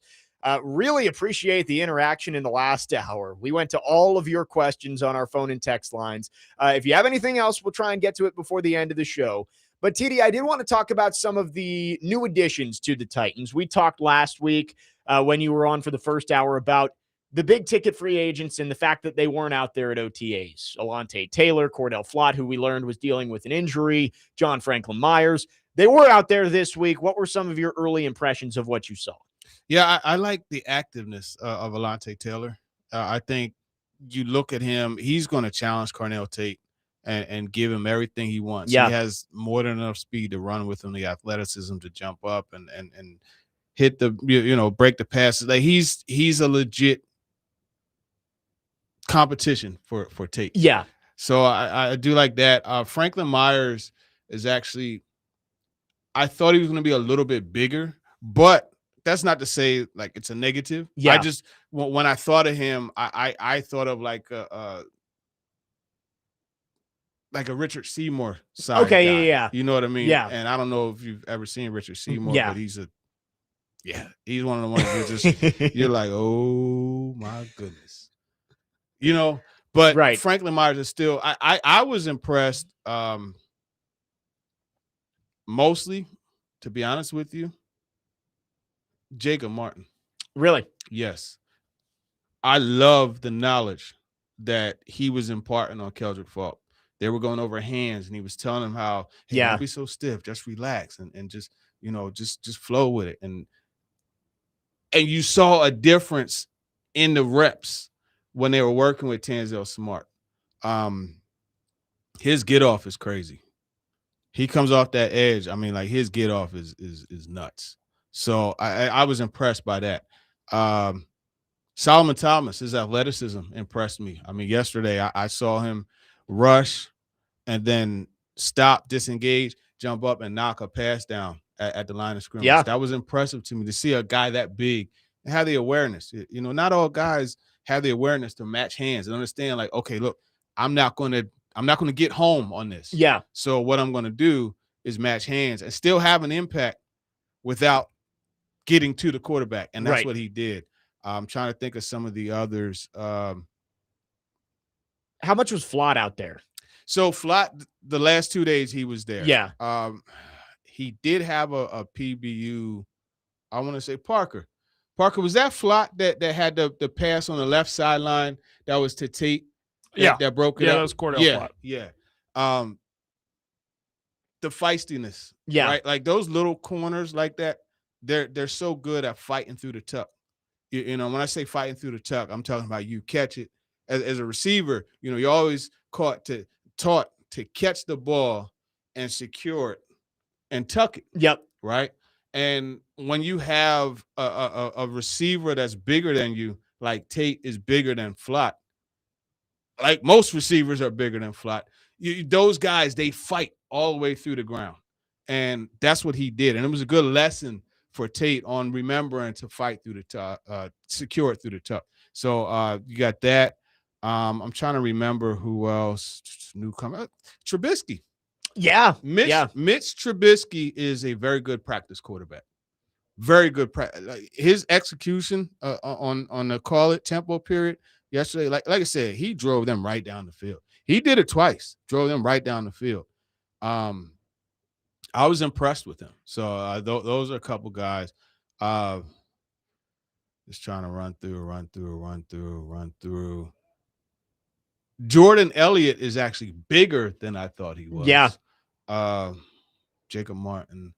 I think that's pretty That's much most of them. Yeah. I like the Trubisky mention there because I do think that he's going to be valuable to Cam Ward. Just we talked about before, just that he's seen it and he's been part of this Brian Dable offense, and so I think that's helpful for Cam Ward moving forward. I like the Jacob Martin mention too because I think he's somebody who people kind of glossed over. He wasn't one of the big ticket free agent pickups that the Titans made. I think he had 6 sacks last year. With Washington. And I remember where it was, you were on the day he got signed. It was that week of free agency. And actually, it may have been the next week. It was the week of the SEC tournament because I was down on Broadway. And we were like, oh, Jacob Martin signed. Great. And I really do think that he's going to be in that rotation with Jermaine Johnson and Keldrick Falk on the edge. Like, I think those are your top 3 edge rushers. And Femi Oladejo has clearly been dealing with an injury and hasn't been out there as much. You hope Femi Oladejo enters that rotation, but I do think that your top 3 to start the year are going to be Johnson, Falk, and Martin on the outside. Yeah. I would say this also. Johnson is a little more stout, a little bit bigger than I thought he was also. Very good get off. And you know what? We're talking about newcomers player-wise. I'm thoroughly impressed newcomer coach-wise. Tanzil Smart. Yeah. Aaron Whitecotton, the things that they're doing, and I actually had I briefly touched on it in my write-up from camp yesterday. They have a string and they pull the string, and that's when the guys are, getting off the ball. Yeah. And in the process of doing that, right, you got Tanzil Smart on the side, just like jumping and doing all that. They're really drilling concentration. Right. And mental discipline. And, it's like, hey, when the ball moves, we move. That's the mindset. But then you look at working on get off, right? Whitecotton to stand behind him. And, Smart is football on the stick, yanking it. So they're keying the ball. Yeah. And when they get off, he'll bounce the tennis ball and it'll bounce in front of them, and they got to go catch it. But it teaches you exploding out. Right. They have a little hurdle, maybe about 5-6 inches high. Yeah. Right. And they'll have them get down in their stance. Right. And they'll have one leg back. Right. And it's teaching them to explode. But when they explode out, they got to get that leg over that 5-inch hurdle. Oh. And it just teaches you to really just like get out like that. They have a medicine ball with like handles on it.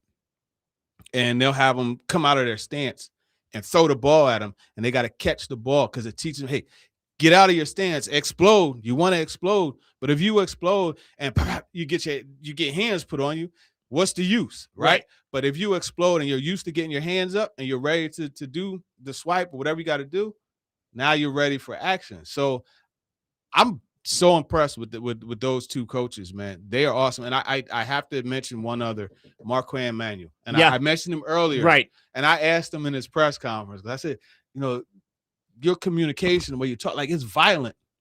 And he told me, because I'm like, what's the key to being able to do that effectively and have your message go through? You're grown behind men. Like, you can't just, he said, you coach the man before you coach the player. Yeah. And it was at that point I text Parker. So I said, I love this dude, man.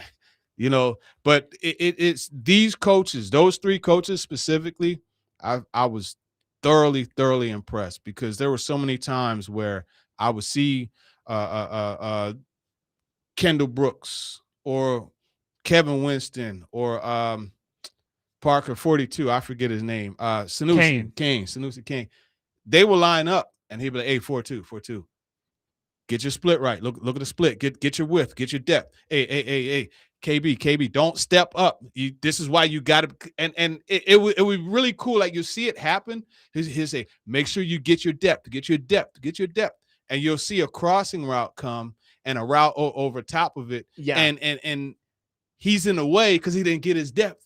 And that opens up the cross. It just is really cool watching these things like just come to fruition. Like what he's saying be executed that way. And so those three guys, I got to get them props. I've been impressed. We got to hear from pretty much the entire coaching staff over the last couple of days, and the position coaches overall. I mean, I thought Greg Lewis was great. I thought Shea Tierney was great. You mentioned White Cotton and Marquand Manuel. Like, actions speak louder than words. Let's see what happens on the football field. But I'm impressed by the way this coaching staff is able to communicate what they're coaching and how they're doing it. And, we talked about the Shea Tierney comment about coaching accuracy. Like, I thought that was a really great way of explaining how that works when, as people on the outside, you don't know exactly what they're coaching these quarterbacks to do to try and place the ball in a better spot. And even Parker had asked Shea Tierney about a drill that we watched, and we're like, what the heck? That has no relation to, and we were in fact right, but here it was.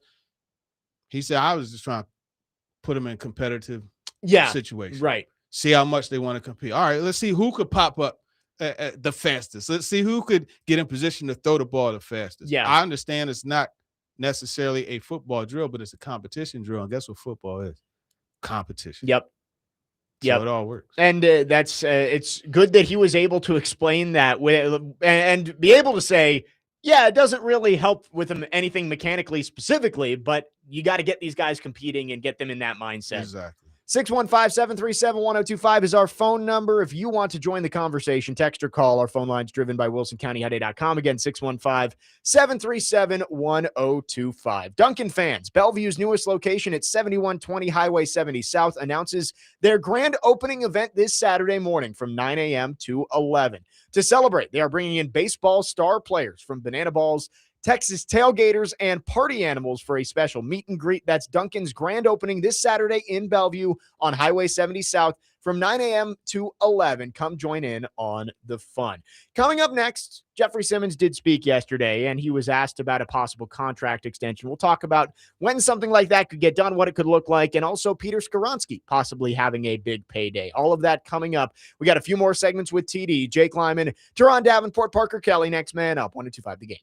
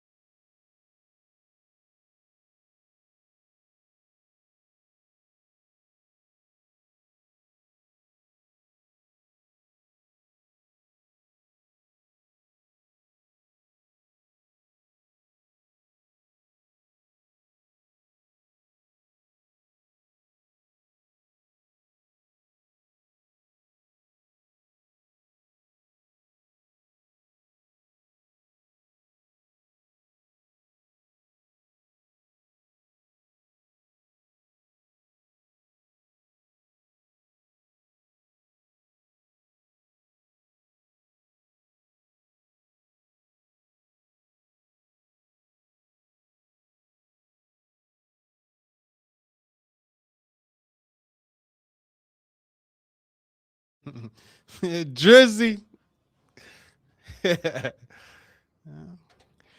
Next man up, 102.5 The Game. Jake Lyman, Turron Davenport, Parker Kelly with you on this TD Thursday. TD's appearances presented by Bart Durham Injury Law. God, I remember this. They used to play this song on one of the Sprite commercials that would play before like every movie. Really? With Drake. This was like right when Drake was becoming big, and I remember that was the song. That's where I first heard that song, I think. He's come a long way from Degrassi, man. Where does Drake rank on your all-time? Oh wow, what list? a question. I look, if you go by sales, like he's up there, yeah. But I mean, I'm not gonna put him in all-time status. I'm not gonna do that. I would agree. I like Drake. His music is dope. I haven't really been able to get down with the latest one, but yeah, it was Iceman that just came out. His new album. He's not an all-time great. We're not going to do that. And I think somebody writes his lyrics for him. There's a difference between popular and good, right? And he's good. Like the music is good, but popular and one of the all-time greats. Like there's a difference. Yeah. Sometimes it matches up. Like the all-time, would you say Avatar is the greatest movie of all time, or whatever has the top spot? Avengers Endgame. Like it's an entertaining movie. It's popular, right? But no one would say it's the greatest movie of all time. Not the great Avengers Endgame, not the greatest, but certainly one of the greatest of all time. Yeah, no, that's a tough question. I don't know. I may be a little biased here. It's a good movie, but like I think in terms of like making films, yeah, it's entertaining, it's popular. It wouldn't be in the greatest of all time, and I think that's the same thing with Drake. It's like, yeah, one of the most popular artists of our generation, but that doesn't mean that his music is the best. Right. Listen, he's one of the best vibe artists. Like he's gonna put you in a vibe. Like, for sure. Vibe to his music. No doubt. We were talking about some of the high-priced free agents the Titans brought in over the offseason. Speaking of big contracts, a couple of players on the roster currently that could be looking for extensions. Jeffrey Simmons talked about it a little bit yesterday. He said he's not worried about it. The organization has always taken care of him. But do you think that he is due for a big deal possibly before the new season starts? I think it will be wise to get something done before the season starts, just because with this scheme and their attacking style and how much I think he's going to be showcased, the results I think he's going to have, I think it's smart to get ahead of it. And these deals are only getting bigger and bigger. Yeah.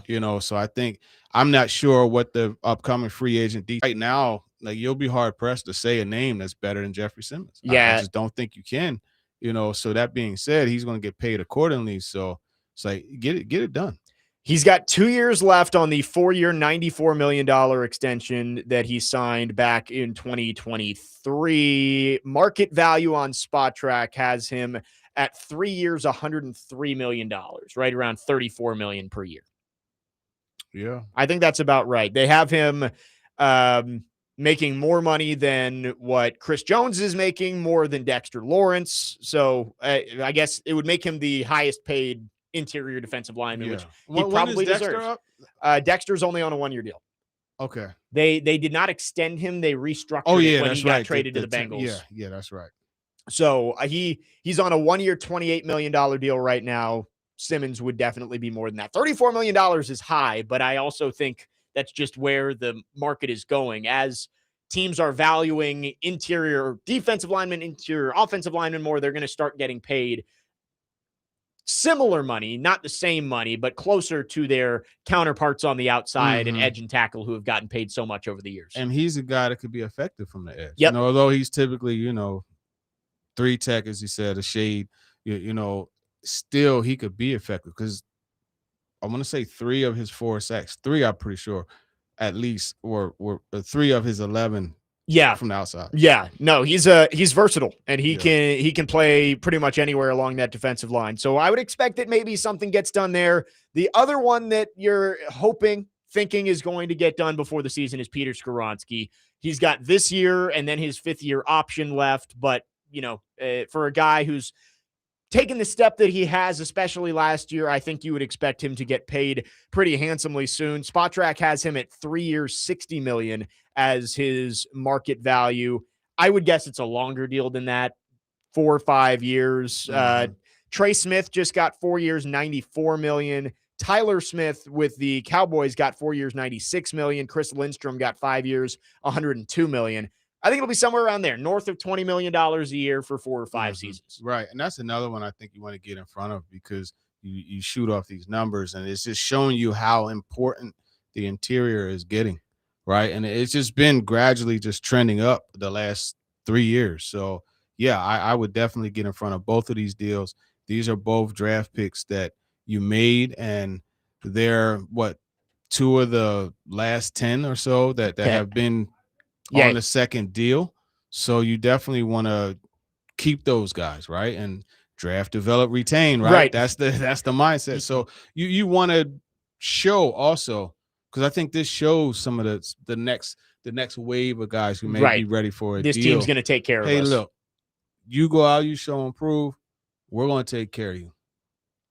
And it shows incoming free agents too. Right. Yeah, that they're willing to spend. And with Peter Skoronski, I think he's going to get a big deal. You do wonder, I know Linderbaum's a center, but I wonder if that deal ends up playing a role in Peter Skoronski's negotiations too, where I just read off the top paid guards, which the highest paid is like $24 million per year. Linderbaum just got $27 million as a center. So maybe that sends Skoronski's number skyrocketing a bit too. Yeah, very possible. Yeah, interior again. So yeah, I saw some reporting. I think it might have been ESPN. Jeremy Fowler put out there saying it was talking with executives, and somebody said Skoronski's going to get more money than the casual fan might expect. He's a player that maybe people don't know all that well, but I think he's going to get paid handsomely. And those deals, typically it's going to come down around late July, August, right as training camp starting. We've seen throughout the John Robinson era, even Rand Carthon and Mike Borgonzi last year with Amani Hooker, usually before the season starts is when you want to get these things locked and loaded. Yeah, exactly. You want to get that done. So that's not something that, is lingering during the year. It's something I don't care what they say. Like Jeff, he said, I don't think about that. My agent. They're thinking you about got $100 million on the line. You thinking about that. Like, don't lie to me. Right. You know what I mean? So yeah, it's going to be, and okay, it may not dominate your thoughts, but trust me, you are thinking about that from time to time. Yeah. So if you could eliminate that, eliminate it. It's the PR answer of, I'm not worried about the money. That's what I have my agent for. But I promise you, if I had $100 million payday coming, I'd be thinking about it at least a little bit. Listen, without a doubt. 615-737-1025 is the phone number. We will take any texts, any calls you have for TD. We got a couple more segments with him. I did want to get TD's thoughts on Brendan Sorsby, who, after the developments this week, no longer going to be playing college football. He's planning on entering the NFL supplemental draft. Does TD think there are some teams that stand out for Sorsby if the NFL first off allows him to join the supplemental draft? We'll get into that coming up next. 615-737-1025. Jake Lyman, Turron Davenport, Parker Kelly, next man up. 1025 The Game.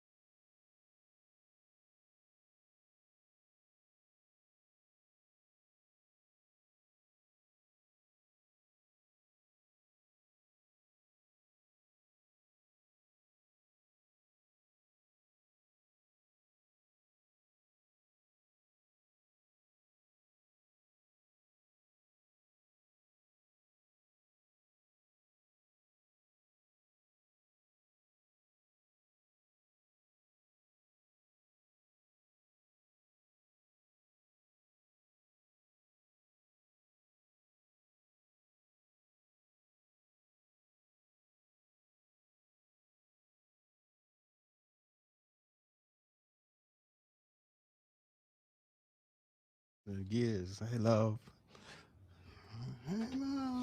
Next man up, 102.5 The Game. That's a smooth one from LL, man. I like that pull. Hey, love. I like that. Parker's last chance, because obviously we know what's coming at 11:45. I'm gonna mellow it out before we explode. Jake Lyman, Turron Davenport, and Parker Kelly with you. We got 30 more minutes on this TD Thursday. Before we talk Brendan Sorsby, Steven just texted in a good question. TD, has the switch from the 3-4 to the 4-3 created a starting opportunity for a player that didn't last year or cost a starter last year his starting spot? I don't think so. There's one name that I'm thinking of, but I don't know if it's the switch. It may just be that they drafted Anthony Hill, Cody Barton. But I don't think it's a switch in scheme. What's interesting is he was drafted into a scheme similar to this. Yeah, you're right. So I don't think it's scheme as much as it's just prospect. Right. But I don't think that's going to come. That's going to be a down the line type thing. I'm talking about probably week 6, 7. Oh, maybe really? Even later. I think Cody's going to hold that job down. Interesting. For a bit. There's still just a lot for Anthony. Yeah. If he's going to beat a Mike, that having to direct traffic and still play fast while knowing everybody else's job, having to come up and hey, big fella, Jeff, I need you to get in this gap. Right. And then relaying to Marcus Harris, boom, whatever, their checks are. That's a lot. Yeah. And then still, once the ball snap, processing all that and playing and finding the football, right?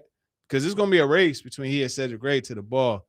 And, Cedric Gray it's the term I coined when watching Kevin Byard, GPS for the football. Yeah. Ced Gray has one too. Yep. So.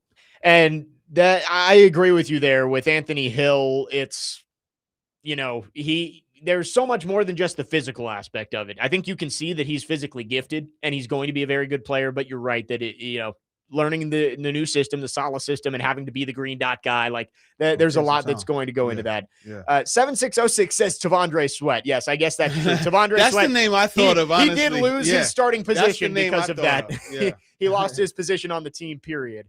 Have you been following this Brendan Sorsby stuff, TD? Yeah, it's a mess. It's a mess. I'm glad it got sorted out. I did see, and Parker, I'm sure you saw this too, that I guess in the court filing that Brendan Sorsby put in to withdraw his lawsuit, he said that Texas Tech told him he would not play for them this year.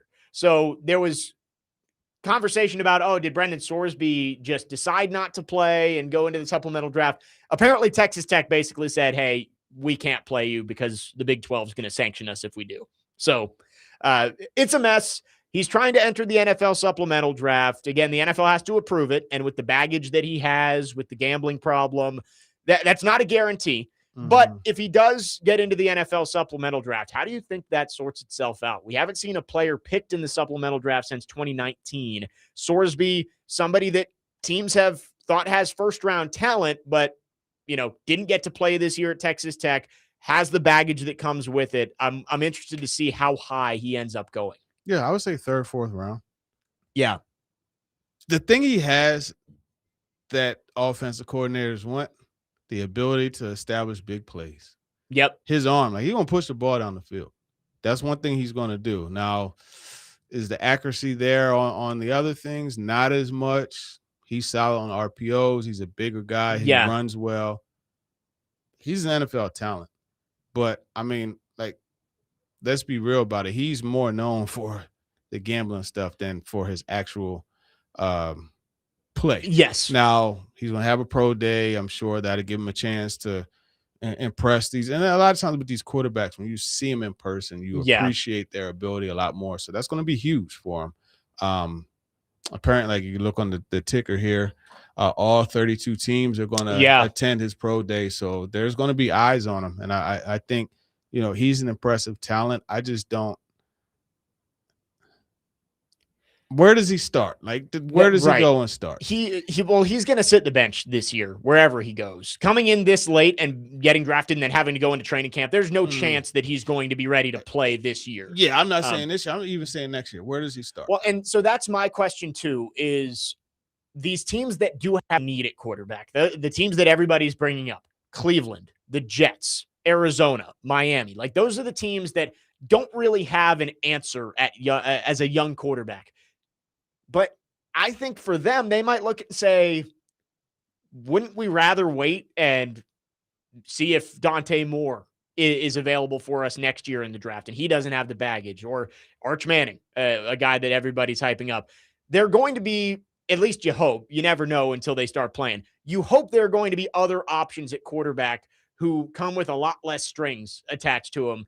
And for those teams, I just don't think it's like, do we want to spend a second or a third round pick on Brendan Sorsby when next year we might want to spend our first round pick on Dante Moore? I just don't know if it makes a whole lot of sense for them. You never plan to be bad enough to be in that position either. But look, teams starting Jacoby Brissett and Geno Smith willingly might be. Yeah, exactly. I get it. And that's why, to me,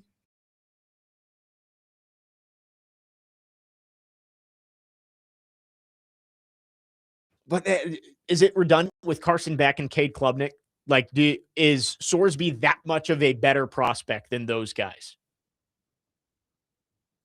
No, but it's another crack at that. Yeah, I guess it can't hurt to have more quarterbacks. And when I say take them, I'm talking fourth round. Right. This isn't spend a first round pick on Brendan Sorsby. I'm talking fourth round. Some teams that we brought up in the division, would it make sense for the Colts to do it? Like Daniel, I thought about that actually as we were talking. I'm going through teams, and the Colts were a team that I thought about because the Anthony Richardson, that experiment's over. Riley Leonard, I don't know if there's a whole lot of belief in him as an NFL quarterback. Yeah. And with Daniel Jones, he's coming off the Achilles. You signed him to a 2-year deal, but it's not like you're locked in long term with him. I think that could be a team that would make a whole lot of sense to take a chance on him. Yeah, no, without a doubt. That's a one. Houston, I wouldn't. Jacksonville, I mean, you got Trevor Lawrence. Houston's interesting to me too. Yeah, the jury, quote unquote, is out on CJ. I think Stroud is a legit quarterback and a franchise guy that you could work around. But I mean, he was inconsistent last year. Yeah, there's no getting around it. I think Tampa makes some sense. Yeah, Baker, what has? Yeah, this is the last year of his deal. He's trying to get an extension. But Sorsby at least would add somebody who can be a lottery ticket. Maybe more than a lottery ticket, but just a young developmental piece that if you see promise from him sitting behind Baker this year, maybe you don't feel like you have to extend Baker Mayfield. Yeah. No, I could get into that. Yeah. I mean, I think there's so much that you have to do your homework on with this Brendan Sorsby situation. And that's what teams are going to be doing over the next month because I mean, there is a lot. Yesterday, his agent came out and said Cincinnati knew about this for 2 years and played him and anyway. Of course, they denied it. Right. So and the thing is, there's an addiction issue. Yeah. Right. So you can't just overlook that. Right. Like an addiction is something that it always has a possibility of resurfacing. Yes. So you have to have a very efficient management plan, right? Do you want to have to worry about that from your quarterback? Right. So that's another thing that there are a lot of layers to this that you have to consider. Me personally, I'll be honest, I would pray that I'm in a situation where I got a guy that I could rely on. You know what I mean? But give him a shot. I just think you have to have the right structure in place. You have to. Yeah, and like I heard Joe Rexrode say this week, the Titans should just bid a fifth just to see what happens. But why? You've got number 1 overall pick quarterback in Cam Ward, and there's no guarantee he works out, but your quarterback room is kind of packed already. Are you going to keep 3 quarterbacks even with Will Levis? Hendon Hooker's not making the team, but like, would you keep Will Levis? Probably not. He's probably getting traded or cut if you can't find a trade partner. Mm-hmm. do you want to carry Brendan Sorsby just for the hope that, like, if Cam Ward is a bust and Brendan Sorsby ends up being an elite, like, it's a big if to try and waste a draft pick on. Yeah, I just wouldn't understand it. No, as the Titans, no. I think there are teams that it makes sense for, but as we said, like, is there a criminal aspect to this? Like, there's been talk of, was he sending money across state lines and having people bet for him? Like, no one knows what else surrounds this situation. That's going to be up to the NFL teams to figure out if they're going to take him in the NFL supplemental draft. 615-737-1025. We got one more segment with TD. So if you got any questions, any thoughts, last call for phone, 615-737-1025. Our phone line's driven by WilsonCountyHyundai.com. We'll wrap up the show after this. Jake Lyman, Turron Davenport, Parker Kelly, next man up, 102.5 The Game.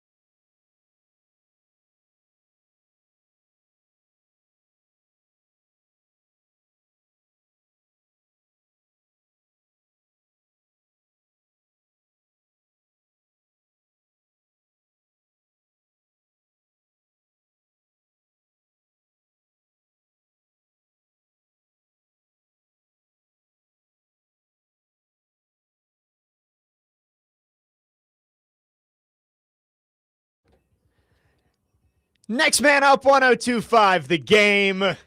Final segment on this TD Thursday. Jake Lyman, Turron Davenport, and Parker Kelly with you. Dreams and nightmares taking us out as it always does. Man, blood boiling. I mean, everybody has to have a great afternoon now, right? This is getting you going. I hope everybody's headbanging in the car. How could you not have a great afternoon? Or just a great day, period, man. Seems like the rain has stopped at least it's not coming down as hard as it was The earlier. rain has stopped, but most importantly, there are so many people who would love to have gotten a chance to rise this morning. Yep.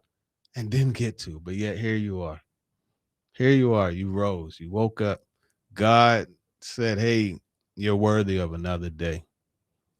Tomorrow's not promised. And one of the things that I saw on social media that just touched me is if you look at life as, I'm trying to remember exactly how it went. If you look at life as like another day closer to the end, you learn to realize to live each day to the fullest. Yeah. That's it, man. That's why like no bad days. No bad days. Hope everybody out there has had a great Thursday so far. A bad moment, but Yeah. no bad day. No, it's true. Not everything's going to be perfect, but every day is a great one. Facts. So we are glad to have all of you with us today. It's been a really fun show with TD. And now, I mean, we're entering the dead time of the NFL calendar. We've got 6 weeks until training camp, and that's when things are going to pick up. Titans, Robert Saleh announced there'll be a scrimmage at Nissan Stadium. They're going to do joint practices. The season's going to be here before we know it, but we are entering this this long month and a half before we actually start gearing up for football season. Yeah. And like you said, it's not a break. Right. It is not a break. And it's a time where you have to really put in that preparation to gear up for the season that's coming. This to me is as huge of a season. Yeah, I think it's the biggest season since I mean, Callahan this came, is a real turning point season for the Titans. Yeah. You've got the new stadium coming next year. Cam Ward is in a crucial year in year 2. You got a new head coach. Like this is one of those seasons where if you go 4-13 or 3-14 again, things could go bad really quick. bad. I mean, get even worse around here. You could get caught in a real bad rut. Right. And I've said it before. I think there are a lot of Titans fans out there that are angry still right now about what the team has been doing the last few years, especially given that they were, a player or two away from hosting an AFC championship game in 2022. And to see where this team has gone since then, I think you got a lot of angry fans about some of the decisions that have made. But I always say it, anger can turn into apathy really quick. And that's the last thing that the Titans want, opening a new stadium. You don't want the fans to stop caring. Yeah, and you want to make sure that the interest remains there. Yep. And you want to give them something to cheer about. Right. And that's that first game. Like it's I'm so sorry. big. And it's a home opener too. Right. Like First time it's been a bit, since they had the home. I think since the Giants game. Yeah. Yeah. So there's just a lot involved in this, and I think it's huge for this franchise. Yep. It's huge for this organization. I said the biggest game.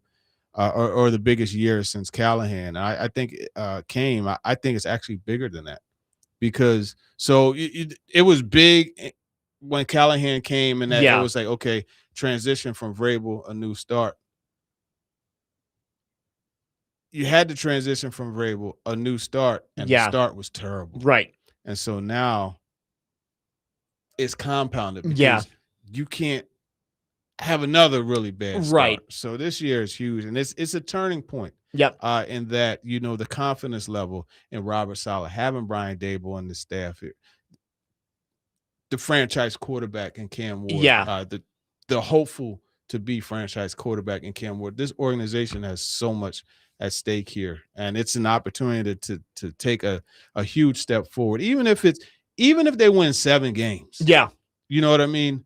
That's still a tremendous step forward, because that will be more games in 1 year than they won in the last 2. But most importantly, that will give you promise. Yes. It's reframing the mindset around the Tennessee Titans. I think we saw it in 2016. And I know this is the year that everybody compares it back to of you had won 5 games over 2 years in 14 and 15, and you needed something to spark this franchise. John Robinson came in, made some big additions. The team went 9-7 the next year and then rattled off, 6 straight winning seasons? Mm-hmm. So not saying you have to win 9 games this year, but just that spark that sends the team back in an upward trajectory. This is the year that needs to happen. Yeah, no doubt about it, man. Got it. Before we wrap up, TD, we got the World Cup on in studio. Have you been following along at all? I don't know if you're a big soccer guy. I'm not a big soccer guy. I haven't been following along, admittedly. Yeah. You got the U.S. team plays tomorrow against Australia, 2:00. Antonio Freeman's son is on the team. I used to love Antonio Freeman. Yep. Yeah, I saw his son is on the team. You are correct. Yeah. The first match day is now in the book. So all 48 teams have now played at least one match. The U.S. back in action tomorrow. Is this Czechia and South Africa playing right now? 1-0 Czechia at halftime.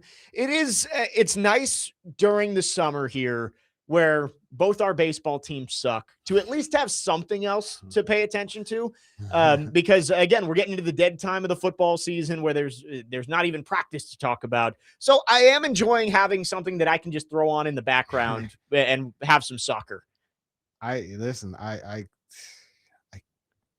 It's not my sport either, but there is something about watching the U.S. team. And it was fun last Friday night watching them go up 3-0 in the first half and actually feeling like this team is half decent for once, where usually I feel like you're just hoping and praying that they're able to escape with a draw or a 1-0 win.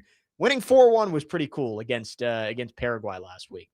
Yeah. I'm completely ignorant, unaware of all of it, but soccer is, it's a growing sport without a doubt.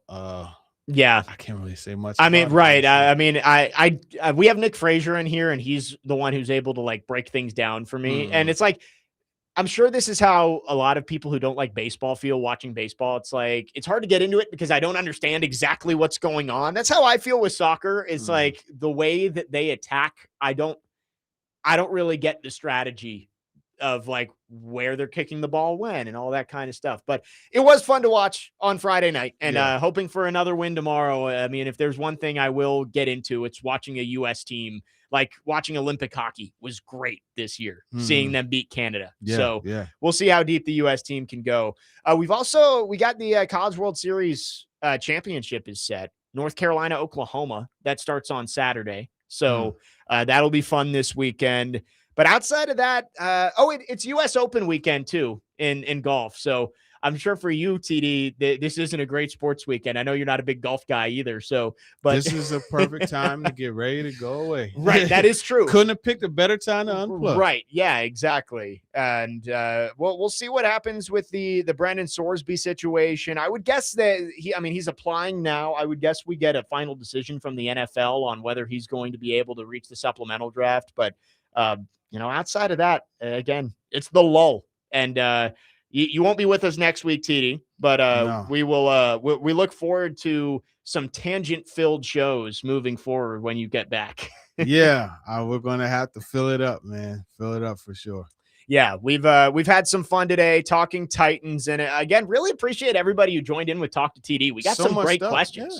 Yeah. I mean, it's perfect. From cigars to music. I guess we don't have you next week, so we got 2 Talk to TDs out of the way for an hour. Double, buy one get one free. Fun today. Tomorrow on the show, we will have Connor Newt in for his usual appearance. We'll get into everything. Titans, Preds made some moves this week, so we'll talk about all of that. But that'll about wrap things up for us here on the show. Been a fun one. Again, excited for tomorrow, 9 a.m. with Connor Newt. Chase and Big Joe are coming up next. It'll be Nick Frazier in with Big Joe today. So keep it tuned right here. TD, always great having you in. Oh, definitely. Always great to be here. I appreciate it. Happy Juneteenth tomorrow to everyone. Yes. Happy Father's Day to all the fathers to be, fathers who are. Yes. Father's Day sneaks up on me sometimes. Like, I feel like I'm always prepared for Mother's Day, and Father's Day does sneak up on me sometimes. You always know it's Father's Day because you see all the commercials and stuff for tools, grills. Take care of Dad this Father's Day. Yeah. TD, happy Father's Day to you. And we will talk to you in a few weeks. All right, for sure. Appreciate it. That does it for us. Chasing Big Joe coming up next. Keep it right here. You're listening to 102.5 The Game.